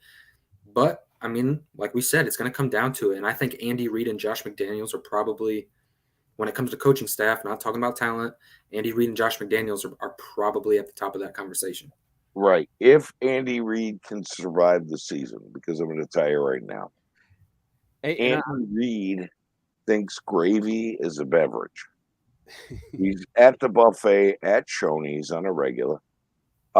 This guy, hopefully he won't have another damn heart attack this season because, come on, he's kind of. And you know, a couple of things that people are not talking about with both Patrick Graham. I remember looking into them as coaches for both offense and defense is the fact that they create a system that plays on the strengths of the players that they have. Right. So I have to correct someone in the chat. Matt Marinovich. Tom Hanks didn't pee in Forrest Gump. He went to meet President Kennedy. He had yeah, he did. He did. On a plane. Oh my gosh. He did. But not just going back to what I'm saying is that they're going to create an offense and a defense based off the players that they have. So it's kind of hard for us to even predict what type of offense and defense that they're going to have because these are players that they've probably never had. They've never had players like this before. Like McDaniels, you know, like obviously he's coached teams where, you know, he had to run the ball a lot because that's the personnel that he had, because he had a lot of tight ends because that's the personnel that he had. He had that one year we had Randy Moss. You seen him throwing it deep with Tom Brady because he had Randy Moss. But now he has a guy like Devontae Adams, and you got a Renfro, and you got the tight end position with Darren Waller, and then you got Moreau, you know, chipping in, and some of these other players chipping in. Hey, be prepared to see an offense and a defense that we've probably never seen before. Now, I'm not saying ever, but I'm just saying that, you know, because I know a lot of us were like, you know what, Josh McDaniels, he likes to, because I seen somewhere, I was reading somewhere, they were like, oh, Josh McDaniels he likes an offense that's where you throw he likes to throw those quick hitters. But if you think about it, last year with the guy that who was a rookie QB for the Patriots, Max Jones, he's a rookie QB, and he didn't really have the personnel to be standing in there, throwing it deep. You know what I mean? So obviously he's going to throw it really short. But and another point with Derek Carr, a lot of people ain't talking about is that he's going to be playing an offense that's similar to that MVP year or that, you know, that MVP candidate year, you know, where he went through for like 28 touchdowns, probably could have thrown for more if he didn't get hurt. He's going to be playing in a similar, I think it's Earnhardt offense. I think it was something to that effect. I forgot what the name of the offense is, but it's a lot to be. Hey, man, like I said, I'm excited. I'm fired up for the season. I wanted to start tomorrow. Like, I really don't care about the Sues and all these other pickups. I think I'm fired up. Just because. When was the last time you saw an off season like this one? There hasn't been one. I've never seen it. Don't get it wrong. We've gotten big acquisitions. We've gotten big time players. And we won 2 Super Bowls off that one. We're going to get bigger because these people know how to build a freaking dynasty, bro. You're going to see 4 or 5 Super Bowl wins at least over the next 10 years. 2001. I'm glad you young guys get to see this. I got to be there for the glory days, but this one's going to be bigger. How sick would it be if they could punch that ticket and that Super Bowl be in Las Vegas? How cool would that be? This is going to be bigger. Like, that was a Bill Musgrave system, by the way, Pharaoh. That's what you were talking about. Was Bill Musgrave. Raiders, you're not going to Bill Musgrave. Like, content won't be relevant anymore because you guys are going to get to enjoy a much bigger and better dynasty. And what's crazy is 30 or 40 years from now, when I'm ashes, you guys are going to be able to tell when you got old gray whiskers. We'll tell the young guys about today. I love it. Well, hey, you guys, look, we're about 2 hours and 25 minutes in, and I think it's been one heck of a show. I think we've brought it and talked a lot. Pharaoh, it was fantastic. You need to talk together. I'm going to step out. No, we will. I need to know, when I end broadcast, are you guys just going to be in the background, or how does that work? Yeah, you can end broadcast. I think you can also move us back in the studio right now. Look, I could even if you kick us out and then end broadcast, we can chat afterwards. Okay, so if I just hit this, if I hit the remove icon, you guys go backstage? Yeah, pretty much, yep. Okay, all right. Well, I'm going to wrap this up. I'm going to thank everybody in the chat for tuning in, and then I will meet you guys over in the back room real quick. Can I say goodbye to everybody? Yeah, hey, say goodbye. Feel free. If you're not subscribed to Raider Ray or Pharaoh, dude, get to rehab. You're on crack. You need to subscribe to their channels. Yeah, likewise, man. Make sure you hit the like button, subscribe. If you're not on my channel, I understand. I'm an obnoxious old bastard. Some of you can't handle me. I'm good. But if you do like Raiders history, jump on, because me and Captain Jack are lining up a lot of interviews with old school Raiders. Yeah, if you guys haven't yet, go over to OG Chronicles of the Black Hole, subscribe to him. Before you even subscribe to my channel, I want you to go over to these two gentlemen. Go over to Pharaoh NFL, subscribe to his channel. He has some phenomenal content. And it's a great honor to have you guys onto this live. I think it was really good, really productive, a lot of good conversation, chat. I want to say shout out to each and every single one of you. You guys have stayed loyal throughout this whole thing. You guys stay committed to the chat, and I appreciate that. Your guys' love and support. This channel has grown extremely quick, and it's just been beautiful to see. So, Raider Nation, I will be dropping some content. Go subscribe to these gentlemen, and we'll be seeing you guys very soon here. Raider Nation, I hope that the Lord Jesus Christ bless each and every single one of you. I pray that all is well in your guys' life. Until next time, y'all, just win, baby.